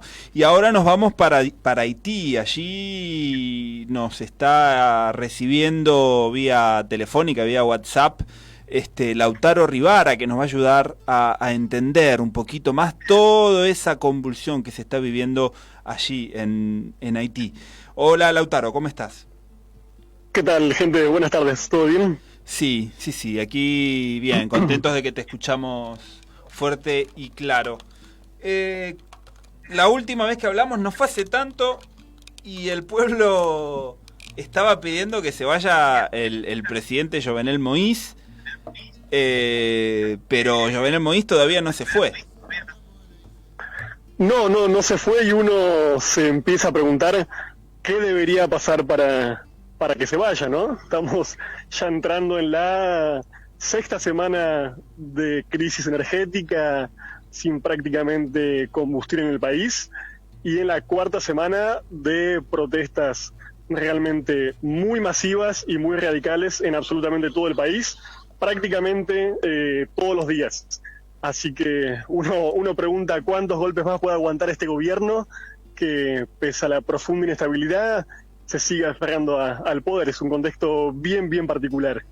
Sí, estamos siguiendo tus crónicas, tus boletines, digamos, informativos desde allá, que dan cuenta además de una situación de muchísima violencia, de una represión brutal. ¿Cómo se vive esto? Sí, el otro día justamente la Red Nacional de Defensa de los Derechos Humanos aquí en Haití publicaba una investigación que está hablando ya de 77 muertos en lo que va del año en el marco de las protestas, ¿sí?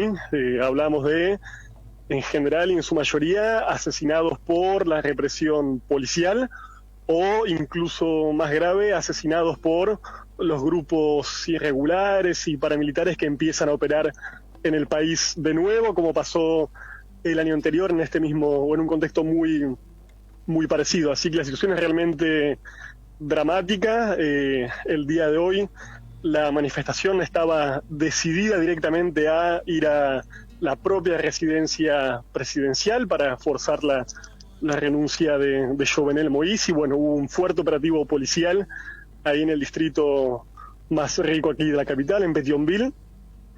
Así que bueno, la represión sigue. Hoy hubo un nuevo asesinato, un joven aquí en Puerto Príncipe. Hay videos realmente dramáticos circulando por las redes, así que parece que esto no va a detenerse. Incluso hay quien está hablando de la introducción nuevamente de mercenarios norteamericanos en el país para, de alguna forma, cumplir una cierta represión selectiva, como se ha hecho aquí ya anteriormente en las comunidades rurales y los barrios más movilizados. Así que bueno, nada, un llamado a la atención sobre lo que pasa en el país y sobre todo a organismos de derechos humanos a nivel internacional que siguen sosteniendo un silencio preocupante sobre lo que pasa aquí.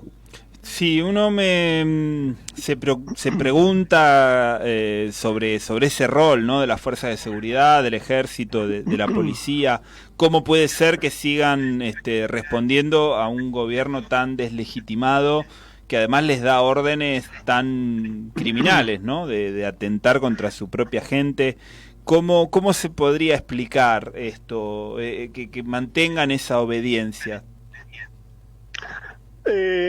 Sí, hay una cuestión ahí de supervivencia de las propias fuerzas policiales, pero igual ya en muchos casos, en numerosos casos, algunos sectores de la policía no actúan, sobre todo porque son desbordadas por, insisto, la tremenda masividad de las protestas. ¿Sí? No hablamos aquí de algunos pequeños partidos o sectores de oposición en la calle, sino de las inmensas mayorías populares. Entonces, esas fuerzas policiales en ocasiones son completamente rebasadas y bueno, ahí empieza a operar ese lado todavía más oscuro de los regímenes neoliberales, que son primero estos grupos paramilitares, y después también empieza a suceder que diferentes grupos del crimen organizado empiezan a ser estimulados por el poder para actuar, básicamente para estar generando terror e impedir que más y más gente se esté plegando a las movilizaciones.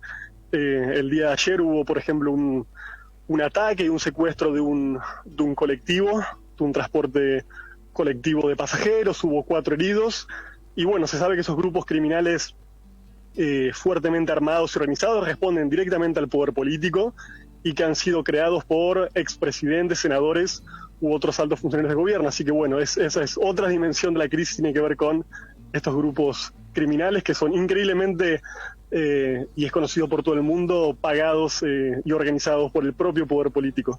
Sí, es increíble porque esto que estás contando tiene su correlato también en Ecuador, ¿no? Donde decían que justamente habían dejado salir de las cárceles a algunos, una suerte de comandos para vandalizar, para generar una violencia que pudiera justificar después la brutal represión que se está viviendo en Ecuador. En fin, ¿cómo miran los haitianos lo que pasa en el resto del mundo, digamos? Aparte de sentirse invisibilizados, digo, ¿cómo se relacionan con ese mundo que está más allá del océano, del mar Caribe? Sí, ahí primero decir que Haití es un país que ha sido forzado a un cierto aislamiento, ¿sí? Que responde en parte a algunas particularidades geográficas, como su condición insular, a su particularidad también lingüística, hablando una lengua nacional que no es hablada por fuera de Haití, pero ha habido una operación en general histórica de las grandes potencias para no permitir que lo que pasa en Haití sea conocido en el resto del continente y a la inversa también, ¿no? Para obturar la lectura más general a nivel nacional. Así que hay una desconexión que es bien curiosa entre lo que pasa en Ecuador y en Haití, porque los contextos y las causas son prácticamente idénticas. Tanto en Ecuador como en Haití, el comienzo de las grandes protestas fue ni más ni menos que una orientación política del FMI para eliminar los subsidios al combustible y aumentar el precio de las naftas. Así que estamos hablando de procesos prácticamente idénticos y que son simultáneos y sin embargo están completamente desconectados. Lo vemos a nivel comunicacional, lo vemos incluso a nivel de las propias fuerzas organizadas en Ecuador que no hablan de Haití y de Haití que no hablan de Ecuador. Así que es una paradoja que hay que enfrentar, me parece. Sí, y los argentinos que nos agarren y nos decimos, ¿y cómo es que nosotros aguantamos tanto tiempo para salir a la calle y mirar lo que hacen allá, ¿no? En fin, ahí hay una mirada muy rara de todo. Sí, pero insisto, hay intereses en que ciertas cosas no hagan contacto, así que bueno, ahí hay que hacer un esfuerzo bien claro, me parece, ligado al trabajo de la comunicación y también a la solidaridad más activa. Está claro eso, si hablamos de enemigos idénticos y políticas globales, la única forma de triunfar, sea en Ecuador, en Haití, en Argentina, donde sea, es realmente unificando y articulando las luchas a nivel continental. Sí, por eso aquí en Presencia, en Continentes en Contenidos, en Radio H, seguimos pendientes. Te agradecemos, Lautaro, por ayudarnos a mantenerle el pulso a Haití, a lo que está pasando allá. No sé si te parece que es importante que tengamos en cuenta algún dato, alguna fecha, algún acontecimiento que tiene que pasar en estos cortos días, como para que estemos mirando más de cerca. No, estar atentos a lo que pase. Aquí la preocupación permanente es que la inestabilidad de Haití sea utilizada nuevamente para justificar nuevas ocupaciones e invasiones internacionales. Es una gran preocupación aquí. Entonces simplemente estar atento, mirar y denunciar lo que pasa para que, el imperialismo no libere sus peores monstruos por aquí. Pero no se habla de Haití, digamos. O sea, puede ser que ustedes desde allá sientan que la posibilidad de una nueva MINUSTA o de una nueva intervención extranjera caiga en cualquier momento, pero la verdad es que en los medios que uno mira no encuentra que se esté negociando eso. No sé si en la última cumbre de la ONU Haití mandó a alguien a hablar de esto. No, de hecho ya hay fechas. O sea, si bien la tristemente célebre MINUSTAH dejó el país y fue reemplazada por una misión de un carácter diferente que fue la MINUJUTS, esa ocupación sigue con un componente policial y militar más reducido, pero todavía existente, y de hecho va a ser reemplazada ahora por otra misión que se va a llamar BINU, que entraría en funciones en este mismo mes. Así que bueno, seguimos evaluando cuáles serán las características, pero esa ocupación internacional, digamos que nunca ha frenado. Ok. Por eso no se habla, porque en ningún momento se tuvo que volver a encender la mecha, digamos. Exactamente. Bueno, muchísimas gracias, Lautaro, por contarnos todo esto y estar tan a disposición. Un abrazo muy grande. No, a ustedes, gente. Muchas gracias. Abrazo grande. Buenas tardes. Bien, Lautaro Rivara pasó por aquí, miembro de ALBA Movimientos, de las distintas foros de comunicación y agrupaciones que están trabajando por la integración latinoamericana, por comunicar lo que está pasando en todos lados, ¿no? A veces uno mira donde nos dejan mirar, donde van las grandes agencias de noticias y no miramos donde están pasando por ahí las cosas más graves o más preocupantes. Bueno, aquí ya saben que le escapamos a la agenda hegemónica y imponemos como podemos desde nuestra trinchera una agenda más ligada a los pueblos, a las urgencias que nosotros creemos que tienen prioridad, y nos parece siempre importantísimo estar hablando de Haití, ese pueblo tan agredido, ¿no? Tan invadido todavía, como nos explicaba él, y que bueno, que no logra encontrar la punta del ovillo para salir de esa encrucijada. Sí, a mí siempre me da la sensación de que nunca le perdonaran que fuera el primer pueblo que se independizó de América Latina, ¿no? Como si tuvieran miedo de que ahí hay algo, no sé, trascendental, místico, ¿no? Que puede encender la llama en todo el continente. Porque la verdad es de un nivel de agresión y de violencia, no sé, también delirante, ¿no? Un poco lo que contábamos hace un rato, lo contaba Edison, de lo que había pasado en Colombia, ¿no? Con los falsos positivos. Suena un poco a película de ciencia ficción, ¿no? Parece tan bizarro desde estos lugares eso que pasa, una ocupación que lleva casi 20 años en Haití, con la excusa de un terremoto, pero no se fueron nunca más.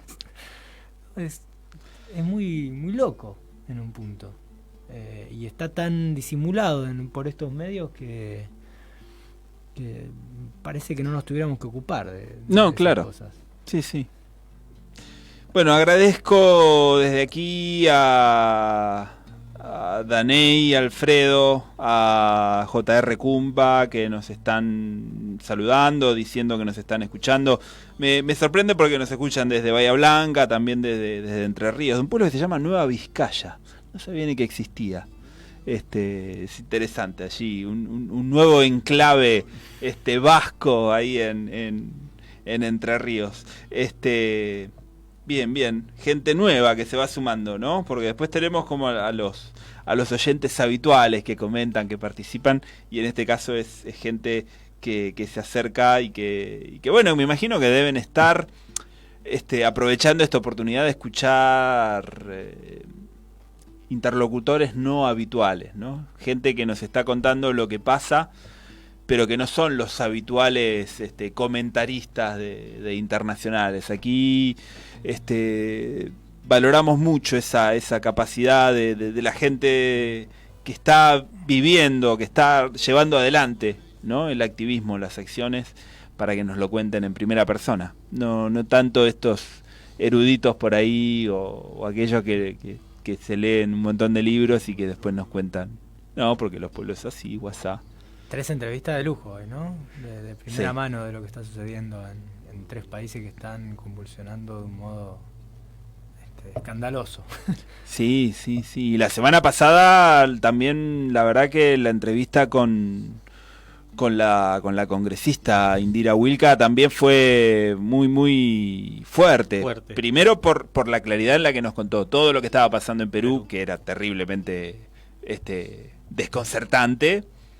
Y por otro lado porque también la entrevista fue viral. Fue generando mucho comentario. Eso, mucha intercomunicación con otros comentarios de todo tipo. Sí, de todo tipo, sí. La grieta, como en todos los comentarios, a favor y en contra. Pero bueno, se está rompiendo esa brecha, esa cortina de únicamente exista pocos medios que informen la realidad internacional.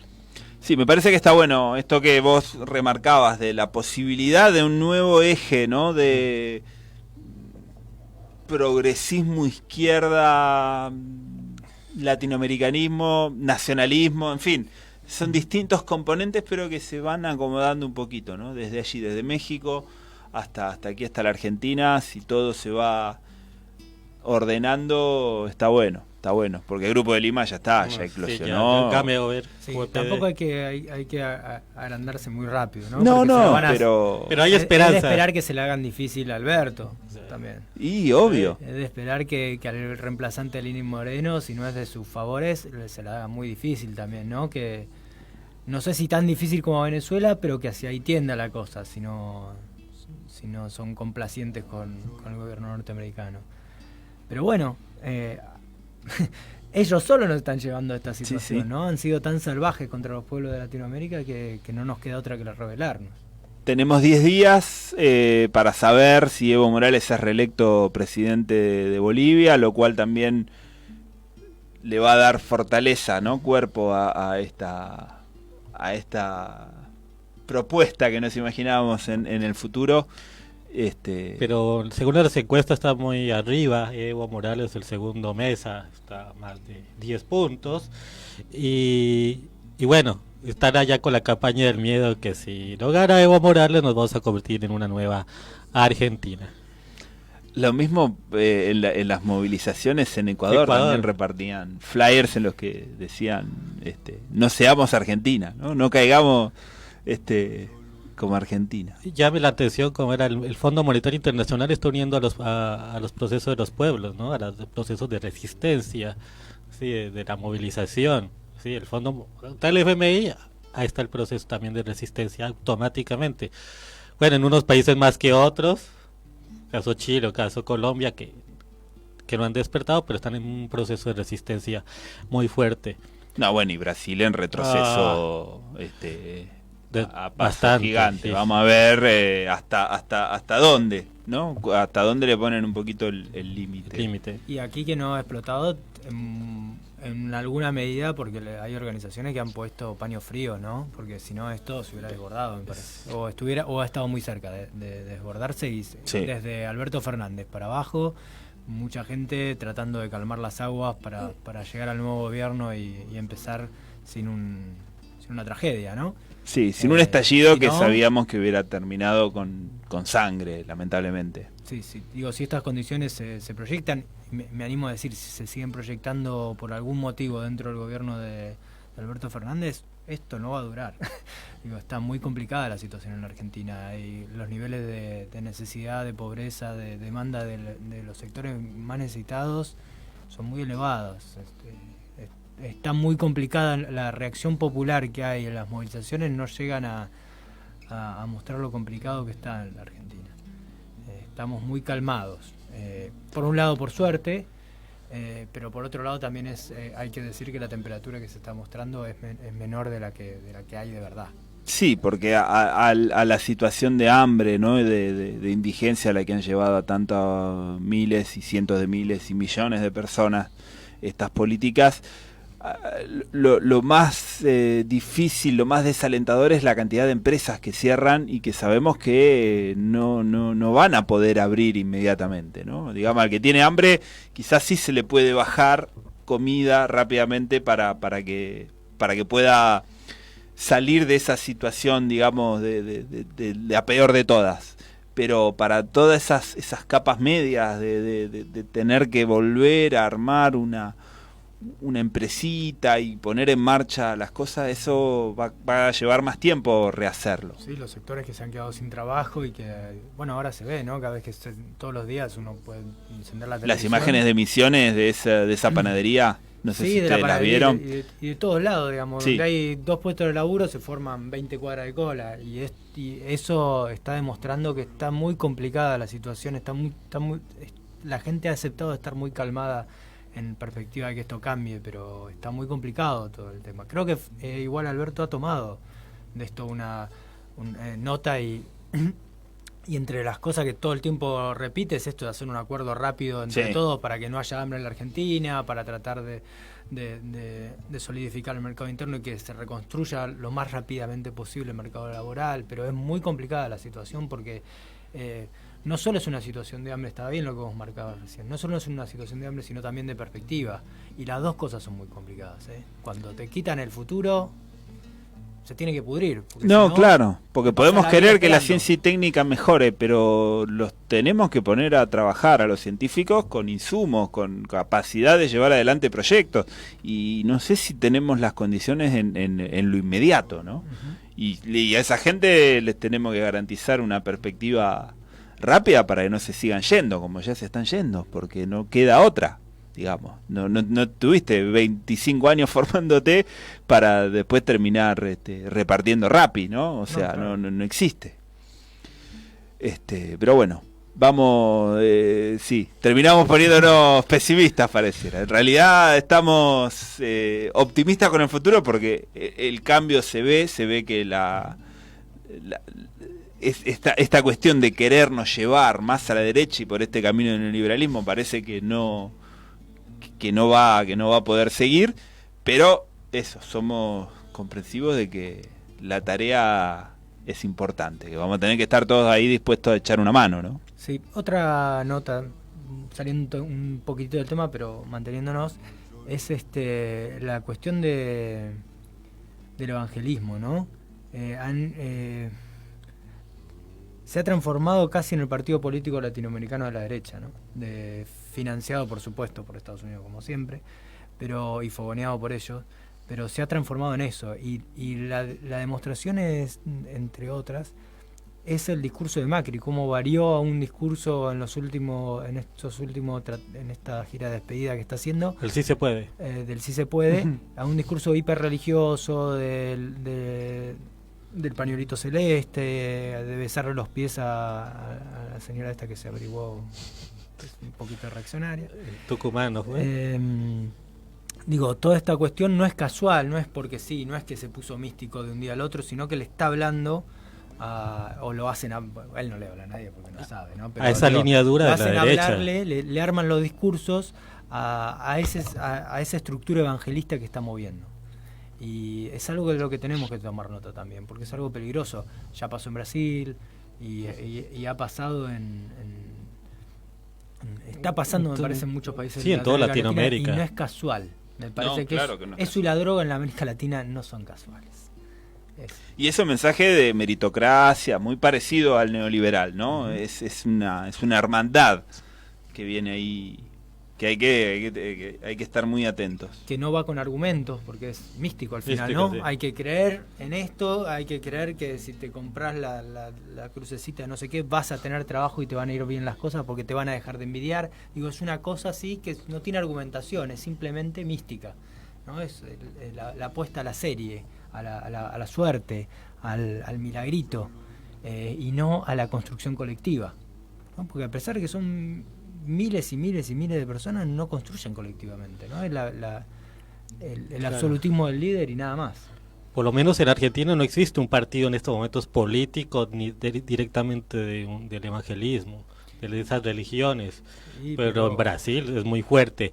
En Colombia están participando ahora en las elecciones locales, tienen 2, 3 partidos muy fuertes que manejan y hacen alianzas con el partido, el partido de Uribe. Bueno, aquí hablaban de que en Juntos por el Cambio iban a irrumpir, no sé si son 5 o 6 diputados que responden justamente a un nuevo orden evangélico. Sí, pero hay que escuchar en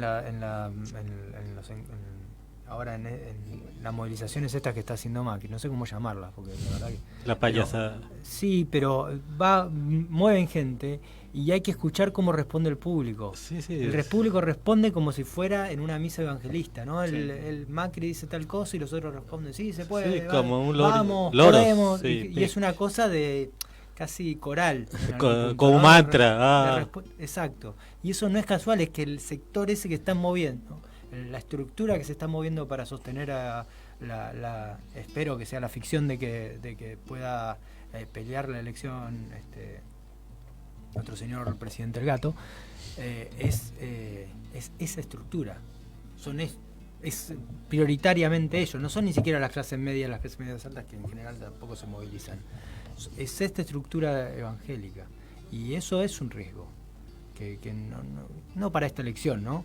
No, pero sí que si se va configurando de cómo se va conformando un partido evangélico de derecha y qué bases usa. No, y eso fue muy utilizado en Brasil para el ascenso de Bolsonaro, ¿no? Esa lucha entre la supuesta ideología de género, esa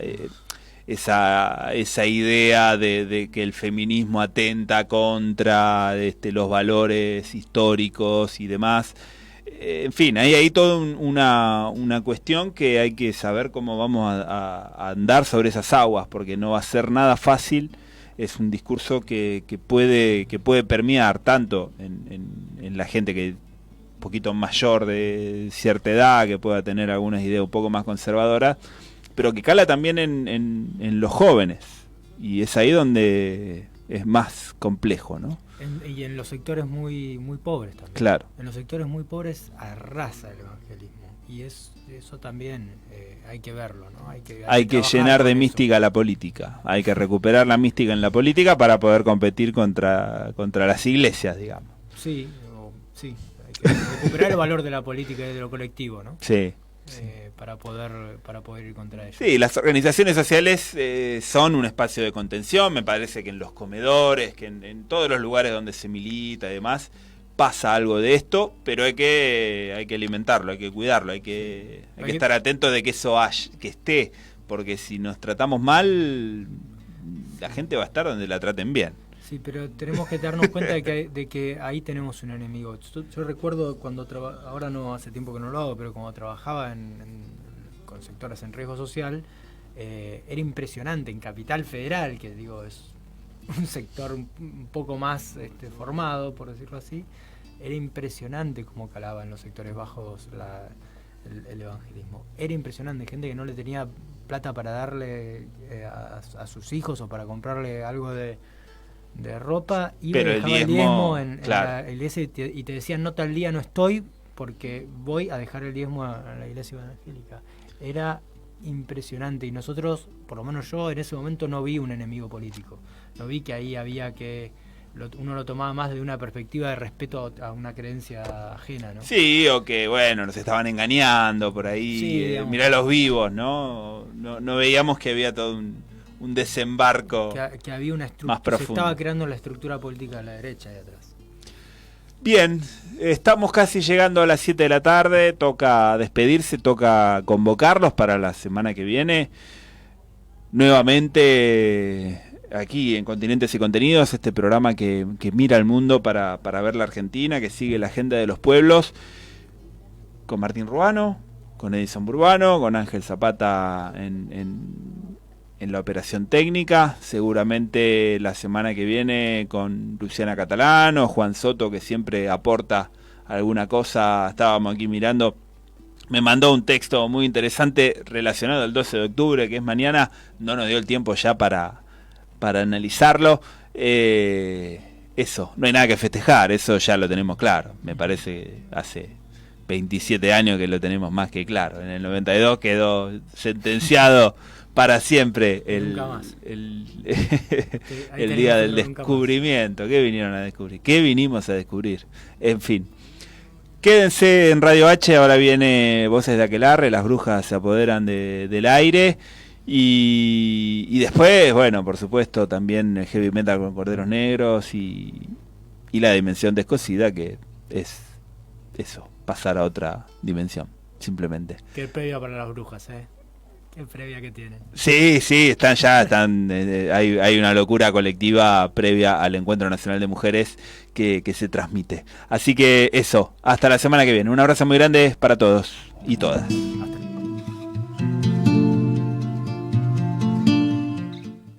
Radio H. Comienzo